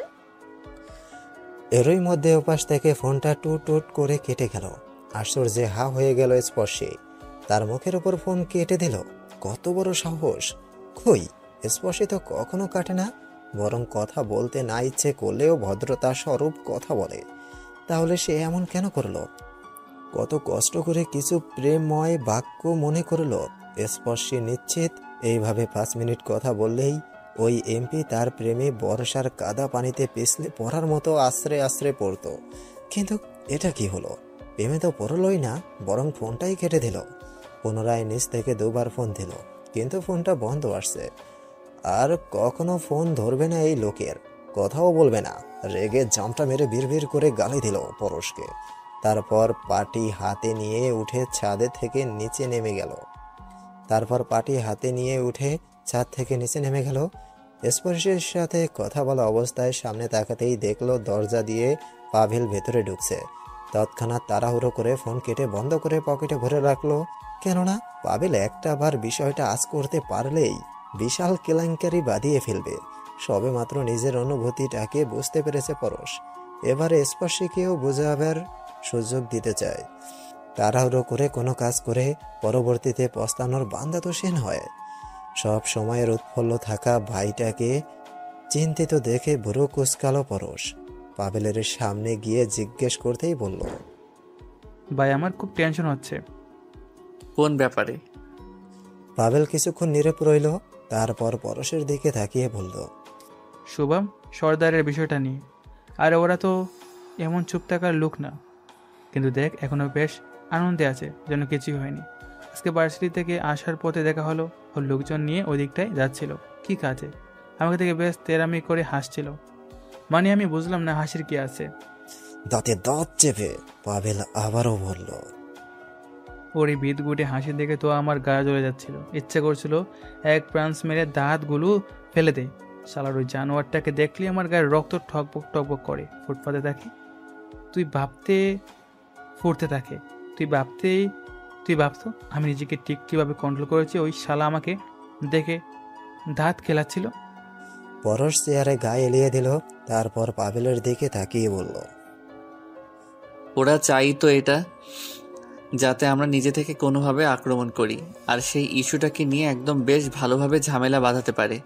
আমি তোদের বলেছি না এই কটা মাসে একটু ধৈর্য ধর, দলের ছেলেদেরও একদম গা কামড়ে থাকতে বলবি। ওরা প্রথমে অনুষ্ঠানে বোম রেখেছে, ওরা কোনো প্রমাণ না রাখলেও নিশ্চিত জানতো আমরা ওদের দায়ী করব। এক্স্যাক্টলি এই বিষয়টার জন্যই ওরা বোম রেখেছে, যাতে তোরা রেগে গিয়ে ওদের সাথে ঝামেলায় জড়াস। যখন দেখলো তোরা নিজেদেরকে সামলে আছিস, তখন বিভিন্নভাবে তোদের উসলে দেবে। কিন্তু সাবধান, আমি যেন শুনি না আমার দলের কেউ মারামারি বা এই ধরনের কোনো ঝামেলায় জড়িয়েছে। নির্বাচন শেষ হলেও এখনও তার রেশ কাটেনি। কটা মাস যাক, সব কিছু ঠান্ডা হোক, তারপর ওর ব্যবস্থা আমি করব। পরশ পুনরায় পাভেলের দিকে তাকালো। এখনো দাঁত কামড়ে আছে। এই বয়সটাতে রক্ত গরম থাকে, নিজেকে সামলানো খুব মুশকিল হয়ে যায়। শান্ত স্বরে বলল, খিদে পেয়েছে? আহা, খিদের কথা বলা মাত্রই যেন পাভেল নিজের রূপে ফিরে এলো। পেট চেপে ধরে সোফার উপর শুয়ে পড়ল, কাতর কণ্ঠে বলল, খুব। আচ্ছা তাহলে তুই বাড়ি যা। তুইও চল, একসাথে যাই, কাজ তো নেই তেমন। হাতের ঘড়ির দিকে তাকিয়ে সময় দেখে নিল পরশ। তারপর সম্মতি দিয়ে দুজনেই অফিস থেকে বেরিয়ে গেল। দুপুরবেলা খাবারের টেবিলে বসতেই স্পর্শীর অস্বস্তি হচ্ছে, এমনটা তো এর আগে হয়নি। পাশে তাকাতেই দেখলো রাহুল ওর দিকে এক দৃষ্টিতে তাকিয়ে আছে। টেবিলের বাম দিকের চেয়ারে বসে আছে খালু আব্দুল রহমান, রাহুল আর ডান দিকে স্পর্শী আর বিপাশা। খালুর বেশ আদরের একমাত্র ছেলে রাহুল। কোনো মেয়ে নেই বিধায় বেশ আদর করে সবাই স্পর্শীকে। কিন্তু এই আদরগুলো এখন গায়ে কাটার মতো বিচ্ছে। দিন দিন ভাইরূপী রাহুলের দৃষ্টি যেন নোংরা হচ্ছে। ভীষণভাবে হাঁসফাঁস করতে লাগলো খাবার টেবিলে বসে। শেষে বাধ্য হয়ে রাহুলের দিকে তাকিয়ে জিজ্ঞেস করলো, তোমার কি কোনো সমস্যা হচ্ছে ভাইয়া? আমাকে এর আগে কখনো দেখোনি, এভাবে তাকিয়ে আছো কেন? বাকরুদ্ধ হয়ে গেল রাহুল। স্পর্শী যে বাবার সামনেই এমনভাবে নাকানি চুবানি খাওয়াবে তা ক্ষণাক্ষরেও বুঝতে পারেনি। আব্দুল রহমান খাওয়া রেখে স্পর্শের দিকে তাকালো, তারপর ছেলের দিকে তাকিয়ে বলল, আমিও তোমার সমস্যার কথা জানতে চাইছি রাহুল। বেশ অনেকদিন ধরে জিজ্ঞেস করতে চাইলে সময় বা সুযোগ কোনোটাই হয়ে ওঠেনি। তাছাড়া স্পর্শীমাও তো আগের মতো বাড়িতে আসে না যে দুটো কথা বলবো। বলেই স্পর্শের দিকে পুনরায় তাকালেন। স্পর্শী নীরবভাবেই নিচের দিকে তাকিয়ে খেয়ে যাচ্ছে। ভীষণ খারাপ লাগলো আব্দুর রহমানের। সেই জন্মের 3 দিন পর থেকে যে বিপাশা ওকে নিয়ে এলো, সেই থেকে বাবার মতো যত্নে চেনে বড় করে তুলেছে। স্পর্শীও বাবার মতো সারাক্ষণ আবদারের মেলা নিয়ে বসতো। খাবার টেবিলে কখনো নীরব হয়ে খেতে পারতো না। 2 ভাই বোন মিলে কারাকারি ভাঙাভাঙি রাগারাগিতে মেতে থাকতো। কিন্তু হঠাৎ করে মেয়েটা একদম নির্জীব হয়ে গেল। বাড়ি তো ছাড়লই, সেই সাথে আগের সেই চঞ্চলতাও ছেড়ে দিল। হোস্টেলে কত কষ্ট করে থাকছে। আব্দুর রহমান চাইলেই জোর করে স্পর্শীকে বাড়িতে রাখতে পারতেন, কিন্তু তা করেনি। ভয় পাচ্ছে, যদি অধিকারের প্রশ্ন ওঠে বাবার চেয়ে খালুর দরদ বেশি। নীরবে দীর্ঘশ্বাস ছাড়লেন। মুখের খাবার শেষ করে রাহুলকে বললেন, বেশ অনেকদিন ধরে তোমার বেহায়াপনা সহ্য করেছি, আর নাই। এবার যে কোনো একটা সিদ্ধান্তে যেতে হবে তোমার। এই মাসের মধ্যে হয় তুমি মেয়ে পছন্দ করবে, না হয় আমরা তোমার জন্য মেয়ে দেখব। অনেক হয়েছে, বয়স তো আর থেমে থাকছে না। 2 দিন পর মেয়ে পাওয়াই মুশকিল হয়ে যাবে। দ্রুত চাকরি নাও, আমি বিয়ের ব্যবস্থা করছি। রাহুল অসহায় হয়ে স্পর্শের পানে চাইল। ওর কি একটুও কষ্ট হচ্ছে না? তারপর বাবার দিকে তাকিয়ে বলল, আব্বু তুমি জানো আমি... ধমকে উঠলেন রহমান সাহেব, চেঁচিয়ে বললেন, খবরদার, আমি তোমাকে শেষবারের মতো সাবধান করছি। স্পর্শীমাকে ডিস্টার্ব করবা না। তোমার পছন্দকে গুরুত্ব দিয়েই এতদিন অপেক্ষা করছিলাম। আর নয়, স্পর্শী তোমাকে পছন্দ করে না, তাই ওর জন্য আর বসে থাকবো না। তুমি আমার ছেলে, এটুকু সেলফ রেসপেক্ট নেই তোমার মধ্যে। মেয়েটা তোমার জন্য বাড়ি পর্যন্ত ছেড়েছে, এবার কি চাও? ঠিক আছে, তুমি যদি বিয়ে না করে চিরকুমার থাকতে চাও তাহলে আমার কোনো সমস্যা নেই। আমি আগেই তাহলে স্পর্শীমার বিয়ে দিব। করে কেসে উঠল স্পর্শী। এতক্ষণ তো সব ভালোই ভালোই যাচ্ছিল, হঠাৎ আবার তার বিয়ে কেন? রেগে টেবিল ছেড়ে উঠে গেল রাহুল। স্পর্শীও গেল নিজের রুমে। আর কিছুক্ষণ বিশ্রাম নিয়েই হোস্টেলে চলে যাবে। খালামণির কাছে বিদায় নিয়ে গেটের কাছে এলো স্পর্শী। স্কুটিতে বসতেই ওপাশ থেকে রাহুল হাত ধরে টেনে হিসড়ে নামালো। তেরে এসে স্পর্শীর 2 গাল চেপে ধরে বলল, খুব তেজ না তোর? তোর তেজ কিভাবে কমাতে হয় তা রাহুলের ভালো করে জানা আছে। ওই তুই কোন রাজার ছেলেকে বিয়ে করবি? হ্যাঁ, দেখতে তো আহামরি কতটা সুন্দরও না। এতটা দিমাগ কেন? তোর থেকে 1000 গুণ সুন্দরী মেয়েরা রাহুলের পায়ের কাছে বসে থাকে অ্যাটেনশন পাওয়ার জন্য। 2 হাত দিয়ে রাহুলের হাতের থাবা খুলতে চাইছে স্পর্শী। শেষে ধাক্কা দিয়ে দূরে সরিয়ে দিয়ে বলল, আমি জানি আমি দেখতে কেমন, সেটা তোমার থেকে জানতে হবে না। এত সুন্দরী মেয়েরা পেছনে পড়ে থাকলে বেহায়ার মতো এখনো আমার পেছনে ছ্যাঁচড়ামি করো কেন? খবরদার আমার গায়ে ভুলেও হাত দিবে না, তুমি ছুলেও আমার বমি আসে। হতভম্ব হয়ে গেল রাহুল। বুকের ভেতরটা কেমন দুমড়ে মুচড়ে যাচ্ছে। স্পর্শী কি তাহলে প্রেম করে অন্য কারোর সাথে? জোয়াল শক্ত করে স্পর্শীর হাতে থাকা ফোনটা ছিনিয়ে নিল। স্ক্রিন অন করতেই দেখল নেতা মশাই লিখে সেভ করা নাম্বার থেকে 2টো মিস কল। কল লিস্টে ঢোকার আগেই ছিনিয়ে নিজের ফোন নিয়ে গেল স্পর্শী। রাহুল দাঁতে দাঁত চেপে বলল, ওই এই নেতামশাইকে তুই প্রেম করিস? স্পর্শী, আমার মাথা গরম হয়ে যাচ্ছে কিন্তু। তোমার সাহস হলো কিভাবে আমার ফোন চেক করার? তুমি কোন আক্কেলে আমার ফোন ধরছো? ওই নাম্বারটা কার? আমার জামাইয়ের। আর কিছু? বিয়ে করেছি আমি, প্রেম করে বিয়ে করেছি, এই জন্য তোমাকে ইগনোর করি, বুঝতে পারো না তুমি? আর দ্বিতীয়বার আমার চোখের সামনে পড়বে না। বলেই স্কুটি নিয়ে চলে আসলো রহমান ভিলা থেকে। প্রায় অনেকটা দূরে নির্জন জায়গায় আসতেই স্কুটি থামায়। ডুকরে স্কুটির পাশে বসে পড়ে, কাঁদতে থাকে অনবরত। ডান হাতটা ব্যথায় নীল হয়ে আছে, 2 গাল যন্ত্রণায় যেন ছিঁড়ে যাচ্ছে। তার জীবনটা এমন কেন? বাইরের মানুষ সব সময় অধিকার দেখায়, একটা নিজের মানুষ নেই যাদের সাথে মন খুলে জেদ ধরে বসে থাকতে পারে। কেউ নেই স্পর্শীর, সবাই শুধু দায়িত্বটা পালন করে। বাবা তো থেকেও নেই। মাসে মাসে হাজার হাজার টাকা পাঠিয়ে শুধুমাত্র দায়িত্বটুকু এড়িয়ে যায়। মাঝে মধ্যে মনে হয় ওই টাকা ছুঁড়ে মারতে, কিন্তু তাহলে চলবে কিভাবে? এতটাও সহজ নয় জীবন। ফোন অনবরত বাজছে, সেই দিকে হুঁশ নেই স্পর্শীর। সে তো করে ব্যথায় জর্জরিত হাতের ওপর হাত বুলিয়ে খেতে যাচ্ছে।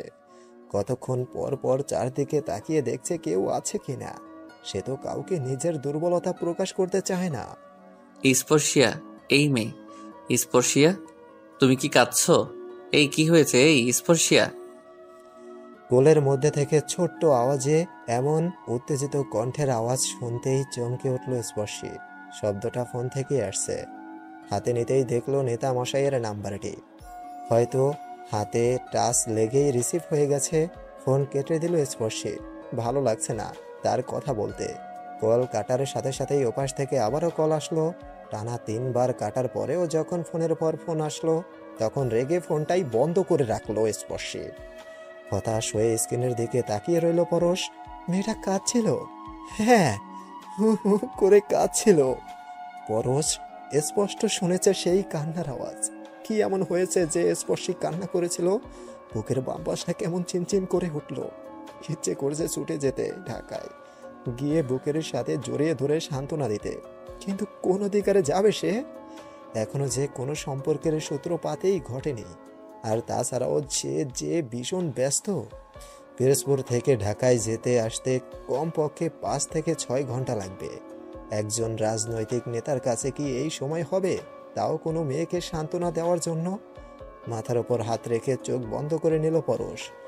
ভীষণ অস্বস্তি লাগছে। সারাদিন শেষ। নিজের অতি ব্যস্ততা থাকা সত্ত্বেও প্রতি 10 মিনিট পর পর স্পর্শীর নাম্বারে ফোন দিয়েছে পরশ। ফোন আগের মতোই বন্ধ। উফ, এতটা অস্থির কেন লাগছে? আচ্ছা, সেও তো স্পর্শের সাথে কথা বলার মাঝখানেই ফোন বন্ধ করে দেয়, তখন কি তারও এমন অস্বস্তি লাগে? রাত 9টা। পুনরায় ফোন দেওয়ার সাথে সাথেই চমকে ওঠে পরশ। রিং পড়েছে। 1 বার, 2 বার, 3 বার। কেটে গেল ফোন, রিসিভ হলো না। পুনরায় 10 বারের মতো ফোন দেওয়ার পরেও যখন ধরলো না, তখন পরশ গুটি গুটি অক্ষরে মেসেজ পাঠালো। স্পর্শিয়া, ফোন ধরছো না কেন? আর সারাদিনে ফোন বন্ধ করে রেখেছিলে কেন? সাথে সাথেই ওপাশ থেকে ফিরতি বার্তা এলো। কেন এখন খারাপ লাগছে? যখন আপনি কথার মাঝখানে বন্ধ করে রাখেন তখন আমি ফোন ধরবো না। মেজাজ বিগড়ে গেল পরশের। ইচ্ছে করছে কানের উপর 2-3টা মারতে। সে কতটা ভয় পেয়ে গিয়েছিল, আর এই মেয়ে ঢং করছে তার সাথে। দাঁতে দাঁত চেপে আবারও ফোন দিল, কিন্তু ধরল না। শেষে আবারও মেসেজ দিল। ফোন ধরো, কথা আছে আমার।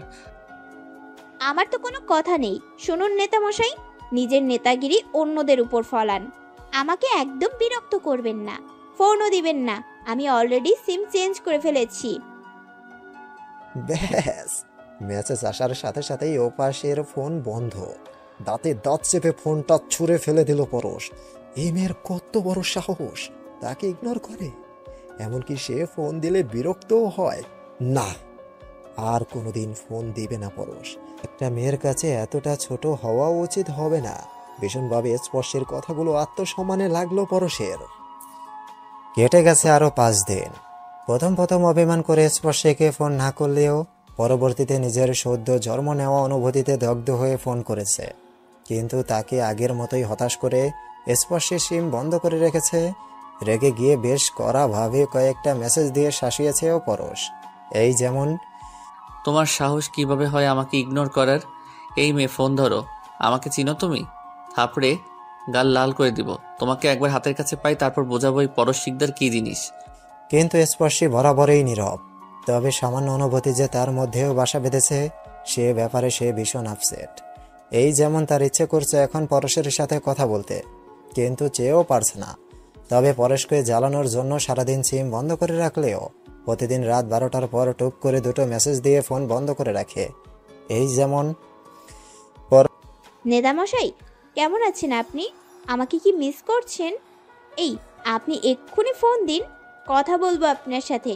আমার ফোনে ব্যালেন্স নেই। ওর সাথে সাথে ছটফট করে ওঠে, স্পর্শের নাম্বারে ফোন দেয়, কিন্তু বরাবরের মতোই তাকে হতাশ করে দিয়ে ওপাশ থেকে মেয়েলি কণ্ঠে ভেসে আসে, আপনার কাঙ্ক্ষিত নাম্বারটিতে এই মুহূর্তে সংযোগ দেওয়া সম্ভব হচ্ছে না, অনুগ্রহ করে কিছুক্ষণ পর আবার চেষ্টা করুন, ধন্যবাদ।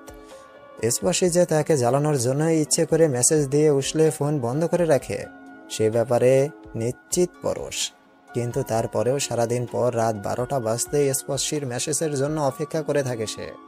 বাই, এই বাই। আরে বাবা, কোন জায়গাতে আছিস? পাবেলের জোরালো কণ্ঠ শুনেই হুঁশ ফেরে পরশের। বার কয়েক ভাইয়ের দিকে তাকিয়ে ধীর কণ্ঠে বলে, বল। খেপে যায় পাবেল, উগ্র কণ্ঠে বলল, বল মানে কি? এতক্ষণ যে বললাম সেটা কানে নিসনি? আবার নতুন করে বলতে হবে নাকি? এই সত্যি করে বলতো তোর কি হয়েছে? সারাক্ষণ জিমটি মেরে কি এত ভাবিস? থেমে চিৎকার করে, বাই দা ভাই, তুই প্রেমে টেমে পড়িসনি তো? কাকে নিয়ে বাবনার মধ্যে সংসার করছিলে? হ্যাঁ। পরশ মুখ দিয়ে বিরক্তিকর শব্দ বের করলো, তারপর পাবেলের দিকে তাকিয়ে বলল, কি বলছিলে আবার বল, খেয়াল করিনি।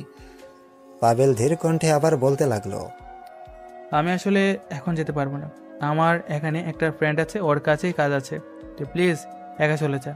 আমি আজ রাতটা থেকেই কাল চলে আসবো। আব্বু আম্মুকে একটু ম্যানেজ করিস প্লিজ। শান্ত চোখে ভাইয়ের দিকে তাকালো পরশ।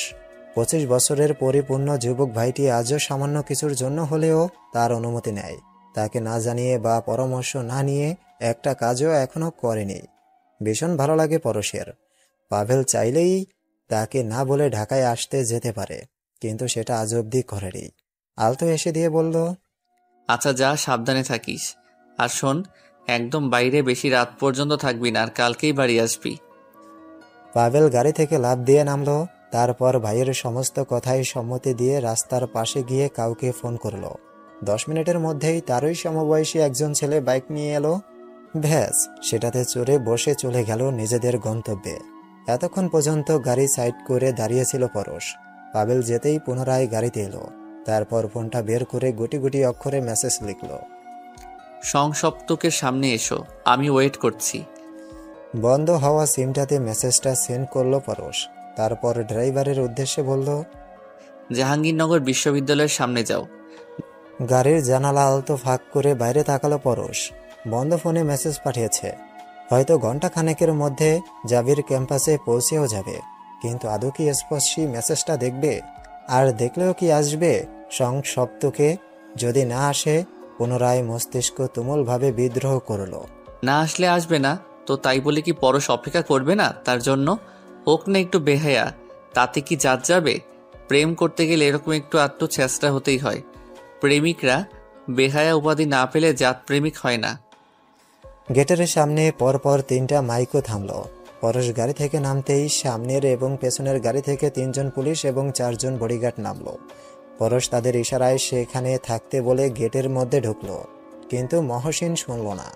দ্রুত পায়ে এসে বলল, স্যার আসুন, যাবেন না? স্যার, আমরা আপনার থেকে দূরত্ব থাকব, কিন্তু তাও একা ছাড়তে পারি না। কখন কি হয়ে যায়? ক্যাম্পাসটা অনেক বড়, আপনি কোথায় যাবেন? সঙ্গত মনে করল পরশ। তারপর তাদের নিয়েই ভিতরে ঢুকলো। বিকেল 3টা, অসংখ্য স্টুডেন্ট ঘুরে বেড়াচ্ছে ক্যাম্পাস জুড়ে। কেউ কেউ আর চোখে তাকিয়ে দেখছে পরশের দিকে। এমন বডিগার্ড পুলিশ নিয়ে কে ক্যাম্পাসে ঢুকলো, এ নিয়ে তুমুল কৌতূহল কারো কারো মাঝে।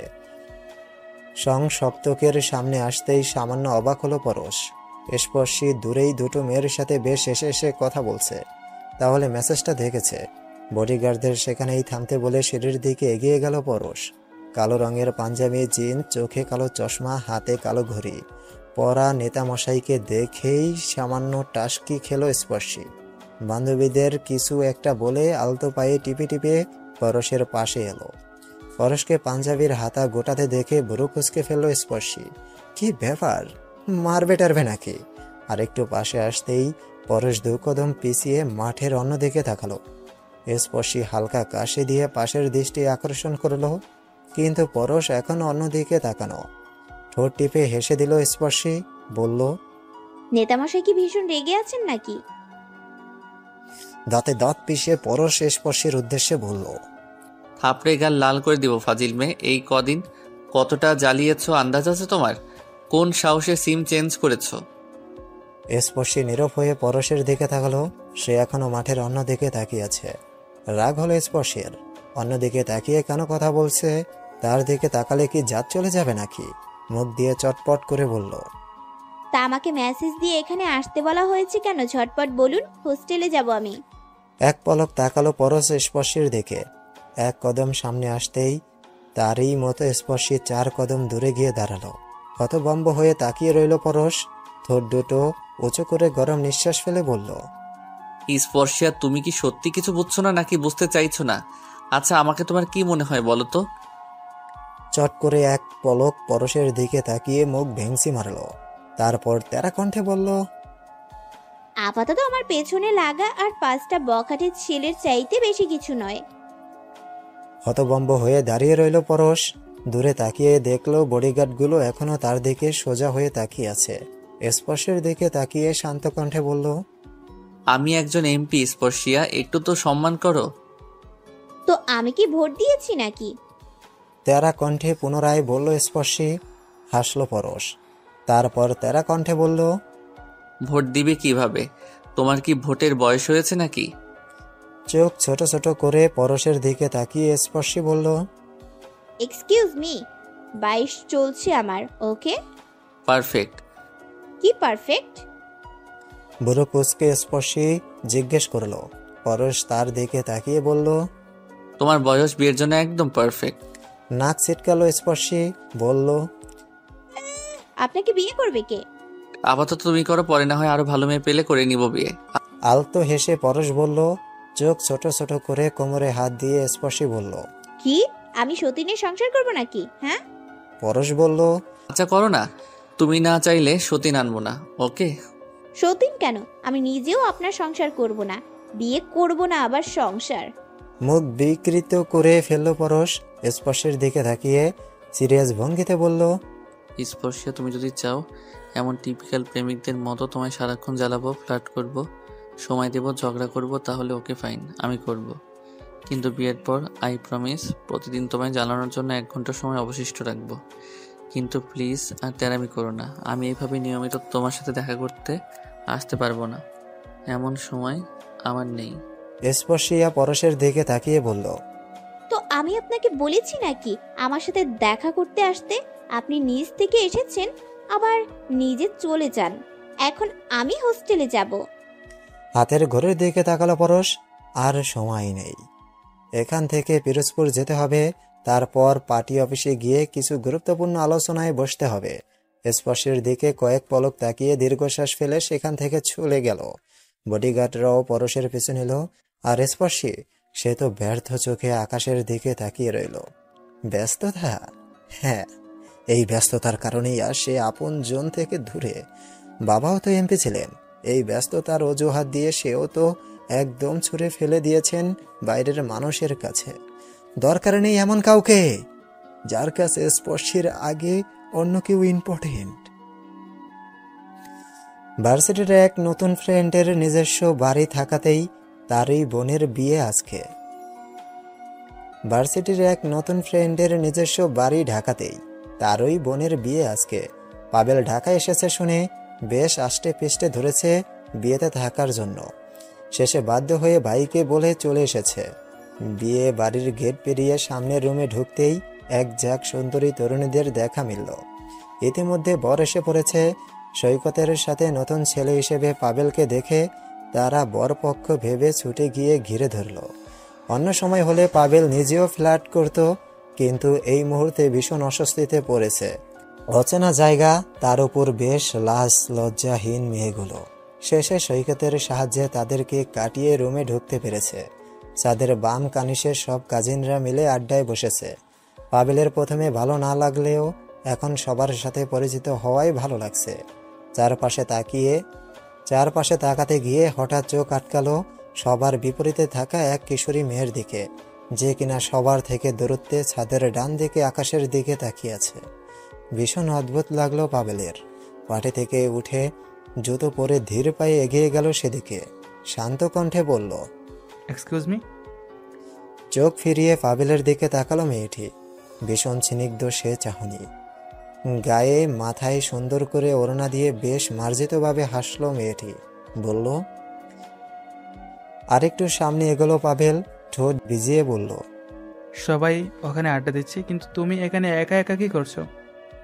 ওপাশ থেকে উত্তর আসার আগেই কর্কশ কণ্ঠেও বেজে উঠল পকেটের ফোনটি।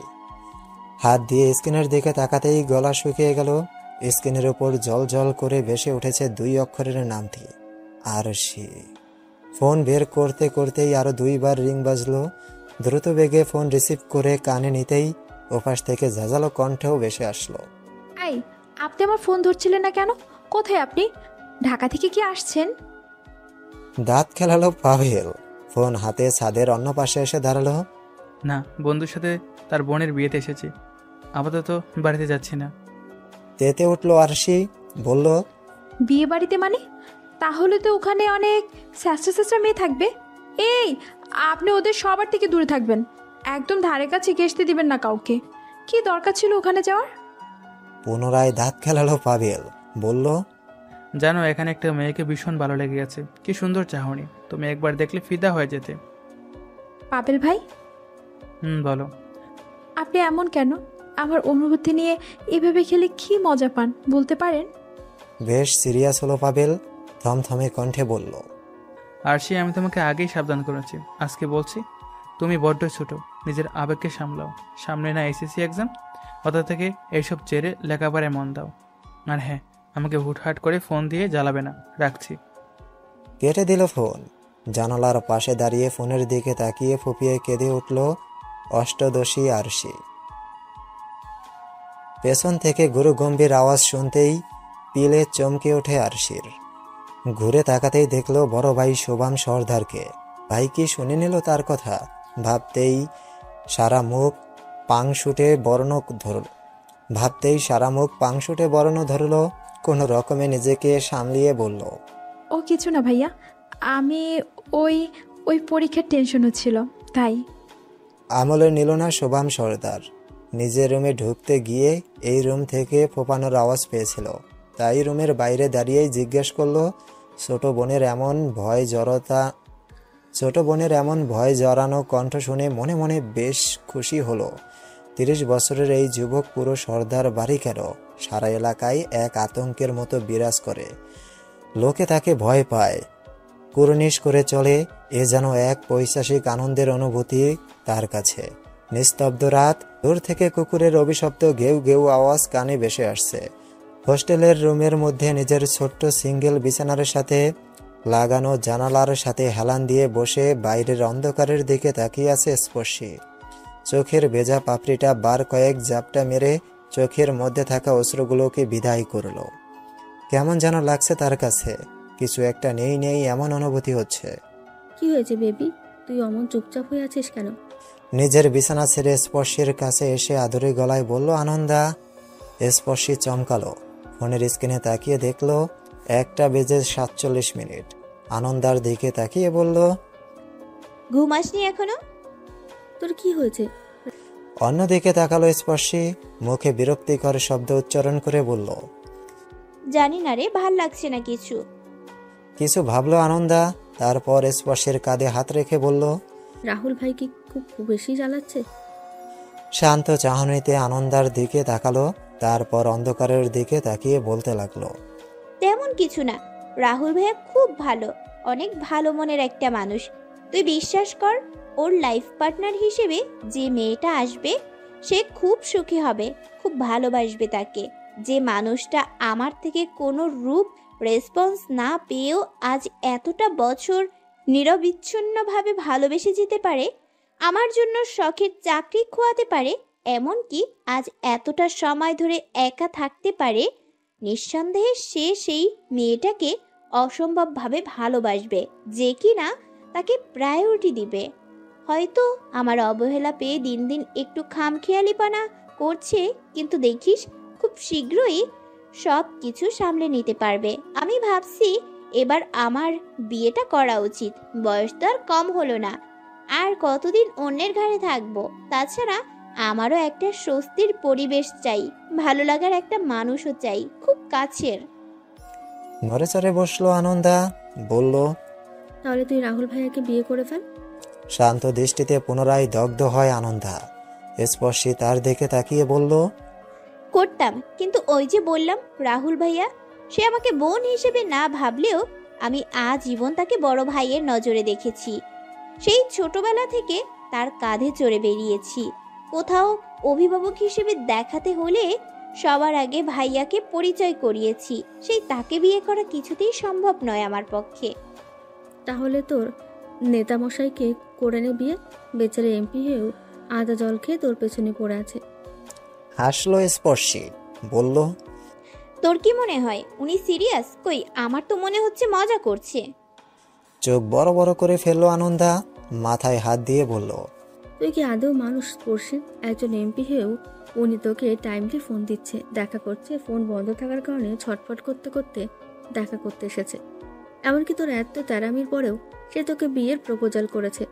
এর থেকে আর কি চাস তুই? সিরিয়াসলি এটাকে মজা মনে হয় তোর কাছে? নড়েচড়ে বিছানায় পা হেলিয়ে বসলো স্পর্শী, ঠোঁট উল্টে বলল, ধুর বাল, জানি না রে কি হয়েছে আমার। সবার থেকে সব কিছু বেশি এক্সপেক্ট করি আমি। এই জন্যই তো দিন শেষে কিছুই পাই না। কেউ কিছু বললেই মনে হয় সে মজা করছে আমার সাথে। এই জন্য আমিও তেরামি করি। কারো কথা বিশ্বাস হয় না। মনে হয় সেও হয়তো কারো সাথে বাজি ধরে আমাকে পটাতে চাইছে।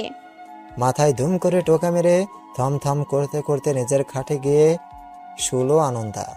মেজাজ তুঙ্গে এনে বলল, এমনটা না হওয়ার কোনো চান্স আছে?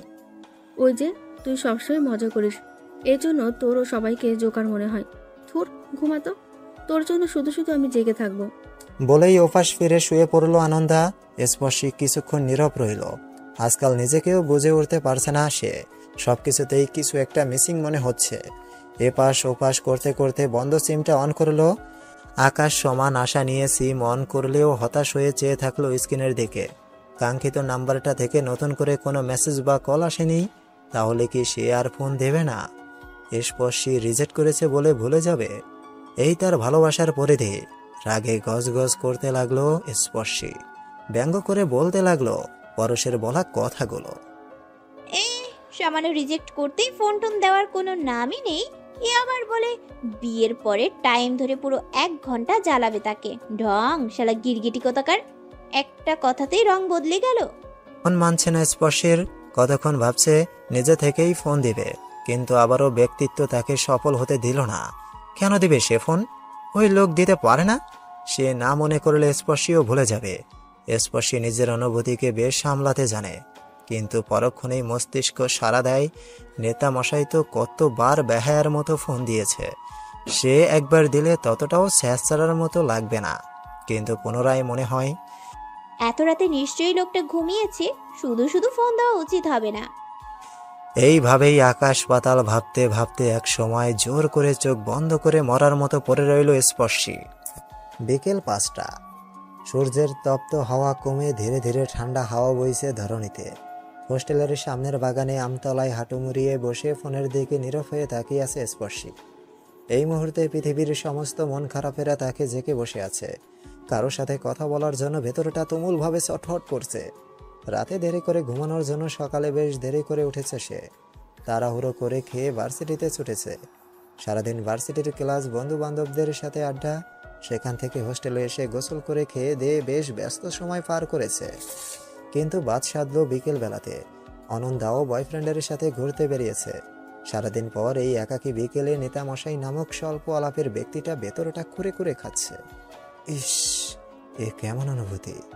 কত মানুষকে গোল খাওয়ানো স্পর্শে কিনা শেষ পর্যন্ত কারো প্রেমে পিছলে পড়ে গেছে। আচ্ছা, এই হঠাৎ অনুভূতি কি শুধু নেতামশাইয়ের সদ্য জন্ম নেওয়া অবহেলার জন্যই প্রকাশ পেয়েছে? ভাবতে পারল না স্পর্শী। ফোন হাতে কাঙ্ক্ষিত নাম্বারটিতে কল দিয়েই বসলো। রিং হচ্ছে। পার্টি অফিসে মিটিং চলছে। গোল টেবিলে সমস্ত বড় বড় নেতারা বৈঠক বসেছে। পরশ শিকদার তাদের মধ্যমণি। বেশ মনোযোগ সহকারে তার প্রতিটা কথা শ্রবণ করেছে তারা। হঠাৎ ফোনের রিং বাজতেই বিরক্তিকর দৃষ্টি নিক্ষেপ করল পাভেলের দিকে। অন্য সবাইও মনোযোগকে সামান্য সময়ের জন্য নষ্ট করে পাভেলের দিকে চাইল, কিন্তু পাভেল নীরব, নির্বাক হয়ে ফোনের স্ক্রিনের দিকে তাকিয়ে আছে। নাম্বারটা স্পর্শিয়া লিখে সেভ করা। এটা তো ভাইয়ের পার্সোনাল ফোন, এই নাম্বার কোনো মেয়েকে সে চেনে বলে তো মনে হয় না, তাও আবার ভাইয়ের ফোনে তার নাম্বার সেভ করা। আশেপাশে কয়েকবার তাকিয়ে ফোনের স্ক্রিনটা পরশের সামনে ধরল। অবাক হয়ে তাকিয়ে রইল ফোন বাজতে থাকে স্পর্শের নাম্বারের দিকে। কাল এভাবে ইগনোর করার পর থেকেই পরশ নিজেকে সামলে নিয়ে পুনরায় কাজে ব্যস্ত থেকেছে। আর যাই হোক, কারো উপর নিজের অনুভূতিকে চাপিয়ে দেওয়ার মতো কাপুরুষও সে নয়। সেই জন্যই এখনো পর্যন্ত স্পর্শীকে ফোন তো দূর, একটা মেসেজও করেনি সে। এই মুহূর্তে ভেতরে ভেতরে একটা উত্তেজনা কাজ করছে পরশের। স্পর্শী তাকে নিজে থেকে ফোন করেছে, তাহলে কি সে তাকে মিস করছিল? ভাবতেই পরশের ঠোঁটের সবার অগোচরে এক দুর্বোধ্য হাসির রেখা মিলল। আশেপাশের সবাই উদ্গ্রীব হয়ে পরশের দিকে তাকিয়ে আছে। কিছুটা দোটানায় পড়ল সে। এই মুহূর্তে ফোন রিসিভ করে কথা বলাটা সঙ্গত হবে না। পরক্ষণেই মাথা চারা দিয়ে উঠল, যেই ঝাঁজ লবঙ্গবতী তাকে ফোন দিয়েছে সে যে মারাত্মক রকমের ইগোওয়ালি। সামান্য একটু অনুভূতি টের পেয়েই হয়তো ফোন দিয়েছে। এখন যদি রিসিভ না করে, না জানি সারা জীবনের জন্য সিম অফ করে ফেলে। সবার মাঝখানে দাঁড়িয়ে ফোন রিসিভ করলো পরশ। স্পিকার মুখের সামনে এনে গভীর কণ্ঠে বলল, মিটিংয়ে আছি, 20 মিনিট পর কল করছি। সিম বন্ধ করার কথা মাথায়ও আনবে না। বলেই কেটে দিল। অবাকের শেষ পর্যায়ে এসে বাকহারা হয়ে গেল পাভেল। কিছু জিজ্ঞেস করার আগেই পরশ চোখ রাঙিয়ে দিয়ে চেয়ারে বসতে বলল। তারপর পুনরায় সবার মনোযোগ আকর্ষণ করে নিজের বক্তৃতা দিতে লাগলো। কিন্তু আর কতক্ষণ? 5 মিনিট কষ্ট করা কথা বলতেই হাঁসফাঁস করে উঠল। তার এই মুহূর্তে এই সব বোরিং কথাবার্তা বলতে ভালো লাগছে না। স্পর্শীর তেরা কথা শোনা খুব দরকার। পেটের মধ্যে কেমন কিলবিল কিলবিল করছে। যদি স্পর্শী রাগ করে ফোন বন্ধ করে দেয়, না, এটা হওয়া উচিত নয়। তাড়াহুড়ো করে বিদায় দিল দলের সদস্যদের। পাবেলকে বলে নাস্তা করানোর জন্য পাঠিয়ে দিল তাদের সাথে। তারপর আরাম করে চেয়ারে গায়ে এলিয়ে দিল। ফোনের দিকে তাকিয়ে হাঁসফাঁস করছে স্পর্শী। ইস, লোকটা মিটিংয়ে ছিল, এখন উচিত হয়নি ফোন দেওয়া। ধুর, কি ভাবলো। ভাবতে ভাবতেই ওপাশ থেকে ফোন আসলো পরশের। অবাক হয়ে তাকিয়ে রইল মিনিটের কাটার দিকে। সবে মাত্র 8 মিনিট হয়েছে, সে তো বলেছে আরো 20 মিনিট। ভাবতে ভাবতেই ফোন রিসিভ করলো। কানে নিতেই ওপাশ থেকে শান্ত কণ্ঠে ভেসে আসলো, তুমি যে কতটা ভয়ঙ্কর মেয়ে তা কি তুমি জানো? অবাক হয়ে ভুরু কুঁচকে ফেললো স্পর্শী। সে ভয়ঙ্কর কেন? কি করেছে সে? কিছু বলার আগেই ওপাশ থেকে পরশ বলে উঠল, তোমার জন্য মিটিং ফিটিং সব ক্যান্সেল করে বসে আছি। মনে হচ্ছিল দলের সদস্যদের টেনে হিচড়ে বের করে দেই। জানো, পেটের মধ্যে কেমন ফুসফুস করছিল তোমার সাথে কথা বলার জন্য। হেসে দিয়ে 2 হাত দিয়ে মুখ ঢেকে ফেললো স্পর্শী। সে কি লজ্জা পাচ্ছে? হ্যাঁ, একটু হয়তো পাচ্ছে। তার সাথে কেউ কথা বলার জন্য এতটা উদ্গ্রীব ভাবতেই কেমন লাগছে। শান্ত কণ্ঠে বলল, নেতামশাই, ভালোবাসেন আমায়? নির্বাক হয়ে ফোনের দিকে তাকিয়ে রইল পরশ। আজ এতদিন পরেও স্পর্শী কিনা তাকে ভালোবাসে কিনা সেটা জিজ্ঞেস করছে। রাগ লাগছে পরশের। দাঁত কিরমির করে বলে উঠল, কেন? এবার কি সাইনবোর্ডে লিখে গলায় ঝুলিয়ে ঘুরতে হবে? দমে গেল স্পর্শী। কিছুটা লজ্জাও পেল নিজের এমন প্রশ্নে, কিন্তু তার তো শুনতে ইচ্ছে করছে নেতা মশাইয়ের মুখ থেকে। কিছুক্ষণ নীরব থেকে আবার বলল, বলুন না। দেখুন, আপনি একদম হেয়ালি করবেন না। এতদিন যা ছিল সব বাদ। এবার নতুন করে বলুন, প্রেম করবেন আমার সাথে? পরশ নিঃশব্দে হাসল।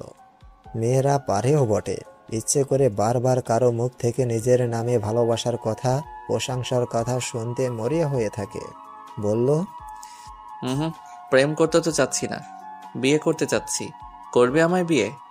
সাথে সাথেই ওপাশ থেকে তেরা কণ্ঠ ভেসে আসলো, এই, আপনি এত বিয়ে বিয়ে করে লাফাচ্ছেন কেন? হ্যাঁ, যাতে একসাথে ফাঁসাতে পারেন আমায়? এই, আপনি এর আগে আবার 2-4টা বিয়ে টিয়ে করে রাখেননি তো? বউ ছেড়ে চলে গেছে বুঝি, এখন আমাকে ফাঁসিয়ে দুম করে বিয়ে করতে চাইছেন? কি ভেবেছেন বিয়ের পর জানলে তখন কিছু করার থাকবে না, তাই তো? শুনুন, স্পর্শী এত বোকা না। আগে আপনার সাথে কদিন প্রেম করব, আপনার পুরো ফুল বায়োডাটা জানবো, দেন বিয়ে টিয়ে। ব্যবস্থা খেয়ে গেল পরশ। এই মেয়ে কত দূর পর্যন্ত ভেবে নিয়েছে। মাই গড! অবাক হওয়ার কণ্ঠে বলে উঠল। আমাকে দেখে তোমার বিবাহিত ছেলেদের মতো মনে হয়? চেঁচিয়ে উঠল স্পর্শী। বলল, এই আপনি আমার সম্পর্কে কি ভাবেন বলুন তো? আমি ওইসব মেয়েদের মতো নাকি যে কোনো ছেলেকে দেখেই বলতে পারবো সে বিবাহিত কিনা? পুনরায় হতভম্ব হয়ে গেল পরশ। সে কি বলে আর এই মেয়ে কোথায় নিয়ে যায়? নিজেকে সংযত করে বলল, স্পর্শিয়া, আমি বলতে চাইছিলাম প্রেম তো বিয়ের পরেও করা যায়, তাই না? আমি একজন নেতা মানুষ, আমার কি সেই বয়স আছে নাকি? আর তুমিও তো ছোট নাও। কেন কেন আমার প্রেম করার বয়স নেই? এখন আমাকে বুড়ি বুড়ি লাগছে। প্রেম করতে হলে তো কচি মেয়ে লাগবে। তো আমার কাছে আসছেন কেন? কচি মেয়ের কাছে যান, অভাব পড়বে না। আমাকে আর ফোন দিবেন না। এই স্পর্শিয়া, ফোন কাটবে না। আরে আমি তো সেটা বলিনি, তুমি ভুল ভাবছ। আচ্ছা করব প্রেম, আগে প্রেম করব তারপর বিয়ে, ওকে? বেশ উত্তেজিত হয়ে বলল পরশ। স্পর্শী দাঁত কেলিয়ে হেসে দিল। তারপর কণ্ঠে গম্ভীরতা এনে বলল, দেখা করুন। কি? কবে? কাল করুন দেখা। এই না প্লিজ, ঢাকা যেতে গেলে প্রায় 5-6 ঘন্টা লস হয়ে যাবে। আমি 4-5 দিন পরে এমনিতেও আসবো, তখন দেখা করে নিব। এখন পার্টির কাজে খুব বিজি আছি। ওকে, তাহলে আপনি ওটা নিয়েই থাকুন। এমনিতেও নেতা ফেতাদের দ্বারা প্রেম হয় না। রাখছি। থাপড়ে গাল লাল করে দিব বেয়াদব মেয়ে। আসছি, কাল বিকালের দিকে আসলে চলবে? দাঁত কিরমির করে বলল পরশ। স্পর্শী হেসে দিয়ে বলল, শুধু চলবে না নেতামশাই, দৌড়াবে। রাখছি, বাই। তারপর ওপাশের কোনো কথা না শুনেই ফোন কেটে দিল স্পর্শী। দাঁত দিয়ে নিচের ঠোঁট কামড়ে হেসে দিল। তারপর মুখে বলল, নেতামশাই, খুব শখ না স্পর্শীর সাথে প্রেম করার? তোমার প্রেমের পিণ্ডি চটকিয়ে দেব। এমন জ্বালান জ্বালাবো না, নেতাগিরি ছুটিয়ে দিব। দলের অন্য সদস্যদের কোনো মতে খাইয়ে বিদায় করেই পুনরায় অফিসের দিকে ছুটল পাভেল। তার মনের ভেতর তো এখন স্পর্শিয়া নামটা দাবানলের মধ্যে দাউ দাউ করছে। কে এই মেয়ে, যার নাম্বার কিনা তার ভাইয়ের পার্সোনাল ফোনে ঠাঁই পেয়েছে? দরজার সামনে আসতেই পরশকে ফোনের দিকে তাকিয়ে মুচকি হাসতে দেখেই পেটে মোচড় মারল। পাভেলের নির্ঘাত তার ভাই প্রেমে পড়েছে, অথচ সে জানেই না। মুখটাকে ইনোসেন্ট ভাবে শো করে পরশের সামনের চেয়ারটাতে বসল। বলল, এই স্পর্শিয়া কে ভাই? পরশ চমকালো না। পাভেল যে তাকে আজ এই ব্যাপারে সারাক্ষণ জ্বালাবে সে ব্যাপারে নিশ্চিত ছিল। মুখটাকে গম্ভীর করে বলল, একটা মেয়ে। সাময়িক সময়ের জন্য পেট উগরে একটা বিশ্রী কথা বের হতে চাইল, কিন্তু নেতারূপী বড় ভাইয়ের সামনে কথাটা গিলে নিল। স্পর্শিয়া যে কোনো মেয়ের নাম সেটা সে তার জন্মের আগে জানে। মুখ থমথমে করে বলল, মেয়েটাকে তুই কি প্রেম করছিস? না, আপাতত বিয়ে করতে চাইছি, সফল হলে জানাবো। খবরদার বাড়ির কেউ যেন টু শব্দটাও না জানে, জানলে কিন্তু খুব পস্তাবি। সময় হলে আমি নিজেই জানাবো। বলেই চেয়ার ছেড়ে উঠল। পাভেল ছুটে গিয়ে ভাইয়ের হাত ধরে বসলো। বলল, আচ্ছা বলবো না, অন্তত ছবিটা দেখাও, একটু চোখ জোড়া দেখে একটু শান্ত করি। পরশ বুড়ো কুচকে তাকালো, তারপর বলল, জানলে কিন্তু খুব বস্তাবি। সময় হলে আমি নিজেই জানাবো। আমার কাছে কোনো ছবি নেই এখন, শহর এখান থেকে, আর ছবি দেখার কোনো প্রয়োজনও নেই। ওকে তুই চিনিস? লাফিয়ে উঠল পাভেল। উত্তেজনাকে চাপিয়ে রেখে কোনো মতে বলল, কে? আমি দেখছি। দেখতে কেমন? বিরক্তিকর শব্দ উচ্চারণ করলো পরশ। বলল, ওই বাবুর আম্মু, নির্বাচনের দিন যে মেসেজ দিয়েছিল, যাকে নবীনগরের সামনে বসে থাপ্পড় মেরেছিলাম। ধুম করে চেয়ারের উপর বসে পড়ল পাভেল। মাথায় হাত দিয়ে পরশের দিকে তাকিয়ে বলল, তার মানে এই মেসেজ ভুল ছিল না? আগে থেকে তোর সাথে রিলেশন ছিল এই মেয়ের? এমনকি তোদের বাচ্চাও হবে? কি করে পারলি আমাদের ঠকাতে? জিভ দিয়ে ঠোঁট ভিজিয়ে বলল, ভাই কি করে সামলাস ওকে? সাথে সাথেই ধুম করে পিঠের উপর কিল বসিয়ে দিল পরশ। আহ! পাবেল ছুটে অফিসের বাইরে যেতে যেতে বলল। থমথমে শিকদার মহল। বসার রুমে গোল হয়ে সবাই বসে আছে। মহিউদ্দিন শিকদার, তার পাশেই বসা ছোট ভাই আলতাফ শিকদার, অন্য পাশে প্রেমে এবং ফোন স্ক্রল করতে থাকা পাবেলকে দেখা যাচ্ছে। সোফার পাশেই থমথমে মুখ নিয়ে দাঁড়িয়ে আছে পিয়াসা এবং রোমানা শিকদার। পরশ এস্তো পায়ে বাড়ির মধ্যে ঢুকলো। সবাইকে বসা থাকতে দেখে সাময়িকভাবে দাঁড়িয়ে পড়ল। ঘটনা কতদূর গড়িয়েছে সে ব্যাপারে সে নিশ্চিত। দীর্ঘশ্বাস ফেলে হেঁটে সিঁড়ির কাছে গেল। আলতাফ শিকদার মুখ খুলতেই পরশ বলল, 10টা মিনিট সময় দাও চাচ্চু, আমি একটু ফ্রেশ হয়ে আসছি, সবটা বলবো, একটু অপেক্ষা করো। ডুকরে মুখের উপর আঁচল দিয়ে কেঁদে উঠলেন পিয়াসা। সবটা বলবো মানে? নিশ্চয়ই পাবেলের কথাই ঠিক। হায় আল্লাহ, কোন রাক্ষসের কবলে পড়লো তার ছেলেটা। মহিউদ্দিন শিকদার শান্ত চোখে পিয়াসার দিকে তাকালেন, তারপর চুপ করে বসার ইশারা দিলেন। পিয়াসা শুনল না। ছোটবেলা থেকে মেয়ে মানুষ থেকে দূরে থাকা তার রসকসীন ছেলেটা কিনা বিয়ে করেছে। কি করে সম্ভব এটা? শান্ত ভঙ্গিতে সিঁড়ি দিয়ে নামলো পরশ। আসন্ন বোম ব্লাস্ট হওয়া সম্পর্কে জ্ঞাত সে, তারপরেও কিছু না জানার ভান ধরে সোফায় বসে বলল, এখন বলো। টইটম্বর হওয়া চোখ নিয়ে ছেলের দিকে তাকালেন। ঝড়ের গতিতে বললেন, মেয়েটাকে কবে বিয়ে করছিস? এমপি হয়েছে বলে কি আমাদের সামান্য একটু মূল্য দিবি না? যা খুশি তাই করবি? কটমটে চোখে পাবেলের দিকে তাকালো পরশ। ফোন থেকে চোখ সরিয়ে নিজের পিঠে হাত বুলিয়ে দাঁত কেলিয়ে চাইল পাবেল। উদ্দেশ্য তখনকার কিল মারাটা যে পরশের অনুচিত হয়েছে সেটাই বোঝাতে চেয়েছে। পরশ দীর্ঘশ্বাস ছাড়ল। মায়ের দিকে তাকিয়ে বলল, সেরকম কিছু নয় মা, আশ্চর্য। আমি বিয়ে করতে চাইলে তোমাদের লুকিয়ে কেন সামনে দাঁড়িয়ে করলেও কার ক্ষমতা আমাকে আটকানোর? তাহলে পাবেল যে বলল স্পর্শে নামের একটা মেয়েকে বিয়ে করছিস। পুনরায় পাবেলের দিকে শান্ত দৃষ্টি নিক্ষেপ করল পরশ। পাবেল নড়ে চড়ে বসল। পরশ মাকে বলল, বিয়ের জন্য এতদিন লাফাচ্ছিলে, সেই জন্যই মেয়ে দেখতে নেমেছি। তাই বলে তোমরা রোজ রোজ আমাকে কাঠগড়ায় বসাবে? ধুর, সব বাদ। আমার এমনিতেও কাজের অভাব নেই, তার উপর বাড়তি ঝামেলা। খানিকটা নরম হলো পিয়াসা। বাদ বাকি সবাই নিশ্চুপ হয়ে তাদের কথা শুনছে। পরশের উদ্দেশ্যে বলল, মেয়েটা কে বাবা? তোর ফোনে নাকি ফোনও দেয়? মেয়েটাকে আগে আমি একটু বুঝি চিনি, তারপরে তোমাদের জানাবো। ভালো লাগলে আগাবে, নইলে ওখানেই শেষ। আশা করি আমাকে আর জ্বালাবে না। খিদে পেয়েছে। দ্রুত বেগে মাথা দুদিকে নাড়িয়ে বলল। পিয়াসা মুখ খুলে বলল, কিচ্ছু বলো না, কিন্তু যা করবি তাড়াতাড়ি করবি। বলেই রোমানাকে নিয়ে রান্নাঘরে গেল খাবার বাড়তে। মহিউদ্দিনও সোফা থেকে উঠে রুমের দিকে হাঁটা ধরল। পরশের চাচা একজনেই, তবে তারা একসাথে নয়, পাশাপাশি বাড়িতে থাকে। কোনো গুরুত্বপূর্ণ অনুষ্ঠানেই এক হয় তারা। বাবা যেতেই পরশের দিকে তাকিয়ে দাঁত কেলালো পাবেল। বলল, আমি কিন্তু বাড়িতে বলিনি যে তোর বাবুর আম্মুর বাবু আছে। এতটাও পেট পাতলা ভাবিস না আমাকে। পরশ ভাইয়ের দিকে তাকালো, তারপর বলল, ভীষণ দয়াবান আপনি, দয়া করে একদম উদ্ধার করে ফেলেছেন আমায়। রাতের খাবার শেষে গট গট পায়ে রুমে ঢুকতেই দ্রুত বেগে খাটে এসে বসলো পাবেল। মুখে তার রাজ্যের চিন্তার ভার। ঋষিয়ে ঋষিয়ে পরশের উদ্দেশ্যে বলল, ভাই তুই কি সত্যি বাবুর আম্মুকে বিয়ে করেছিস? না মানে আমি বলছি না যে সে খারাপ, কিন্তু দেখ, যে মেয়ে সামনে মেসেজ দিয়ে প্রেম করতে পারে সে চেনা ছেলেদের কাছে আরও ক্লোজ। মানে আমি বলতে চাইছি ওই মেয়ে আরও 10-20টা প্রেম করে। আমি নিশ্চিত তুই এই ধরনের মেয়ের ফাঁদে পড়লি। বুড়ো কুসকে পাবেলের দিকে তাকালো পরশ। পরবর্তীতে এই চিন্তার রেখা তার কপালে ফুটে উঠল। পাবেলের কথা একদম ফেলে দেওয়া যায় না। পরক্ষণেই মস্তিষ্কে এলো সে একজন এমপি। সেটা জানার পরেও স্পর্শীকে কত কাঠখড় পুড়িয়ে রাজি করেছে। তার মানে এই ধরনের লোভ তার মধ্যে নেই। আর যার মধ্যে লোভ নেই সে এরকম ছেলেদের সাথে ফালতু সম্পর্কে জড়াতে পারে না।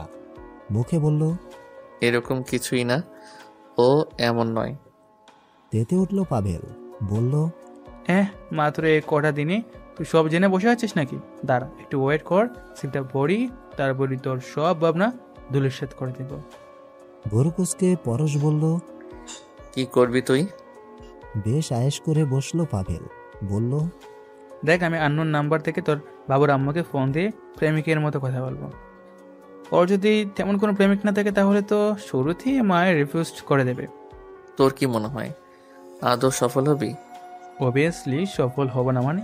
তুই খালি দেখ তোর বাবুর আম্মুর সাথে তোর সামনে ঘন্টার পর ঘন্টার প্রেম করে যাবো। নাম্বারটাতে পরশ নাম্বার দিল। যতই বিশ্বাস করতে যাক না কেন মনের মধ্যে এক খসখসানি থেকেই যাচ্ছে। পাবেল সিম অন করে স্পর্শের নাম্বারে কল দিল। পরশ মন প্রাণ দিয়ে চাইছে যাতে অচেনা নাম্বারে কল স্পর্শী না ধরুক, কিন্তু তাতে হতাশ করে প্রথমবার রিং পড়তেই রিসিভ হলো কল। সাময়িকভাবে বুকে ধাক্কা খেল পরশ। আর পাবেল, সে তো ভ্রু নাচিয়ে ভাইয়ের মজা উড়াচ্ছে। ফোন লাউড স্পিকারে দিয়ে পাবেল মধুর কণ্ঠে স্পর্শের উদ্দেশ্যে বলল, হ্যাঁ বেবি, কি করছো? স্পর্শী চমকালো, ধমকালো। ফোনের স্ক্রিনের দিকে তাকিয়ে নাম্বারটা একবার দেখল, বার কয়েক পলক ঝাপটা দিয়ে ভাবল, এ আবার কোত্থেকে টপকালো? স্পর্শের নীরবতা পেয়ে পুনরায় পাবেল বলল, কি হলো, কথা বলছো না কেন বেবি? চশমাটা আঙ্গুল দিয়ে ঠেলে ফোনটা কাঁধ দিয়ে চেপে ধরে পুনরায় অ্যাসাইনমেন্ট লিখতে শুরু করল স্পর্শী। ফোনের আগন্তুকের উদ্দেশ্যে বলল, জি আব্বা, পড়তে বসছি। আপনার শরীর ভালো? স্পর্শীর চিন্তায় চিন্তিত হয়ে সবে মাত্র পানি মুখে দিচ্ছিল পরশ। ওপাশ থেকে এমন উত্তর শুনে কাশি উঠে গেল। গড়গড় করে সমস্ত পানি গিয়ে পড়ল পাবেলের গায়ের উপর। পাবেল সাময়িকভাবে হতভম্ব হয়ে গেছে। পরশের দিকে তাকিয়ে পুনরায় জিভ ভিজিয়ে বলল, এসব কি কথা বলছো বেবি? আব্বা, আপনার কাশি কমছে? ওষুধ খাইছিলেন? স্পর্শী অ্যাসাইনমেন্ট লিখতে লিখতে শান্তস্বরে বলল। পাবেল ঝটফট করে, সরি, রং নাম্বার বলেই ফোন কেটে দিল। সামনে তাকিয়ে দেখলো পরশ দম ফাটানো হাসিতে মেতে উঠেছে। ঠোঁট দুটোকে উঁচু করে আফসোসের সুরে পরশ পাবেলকে বলল, আমার শ্বশুর হওয়ার এত শখ তোর?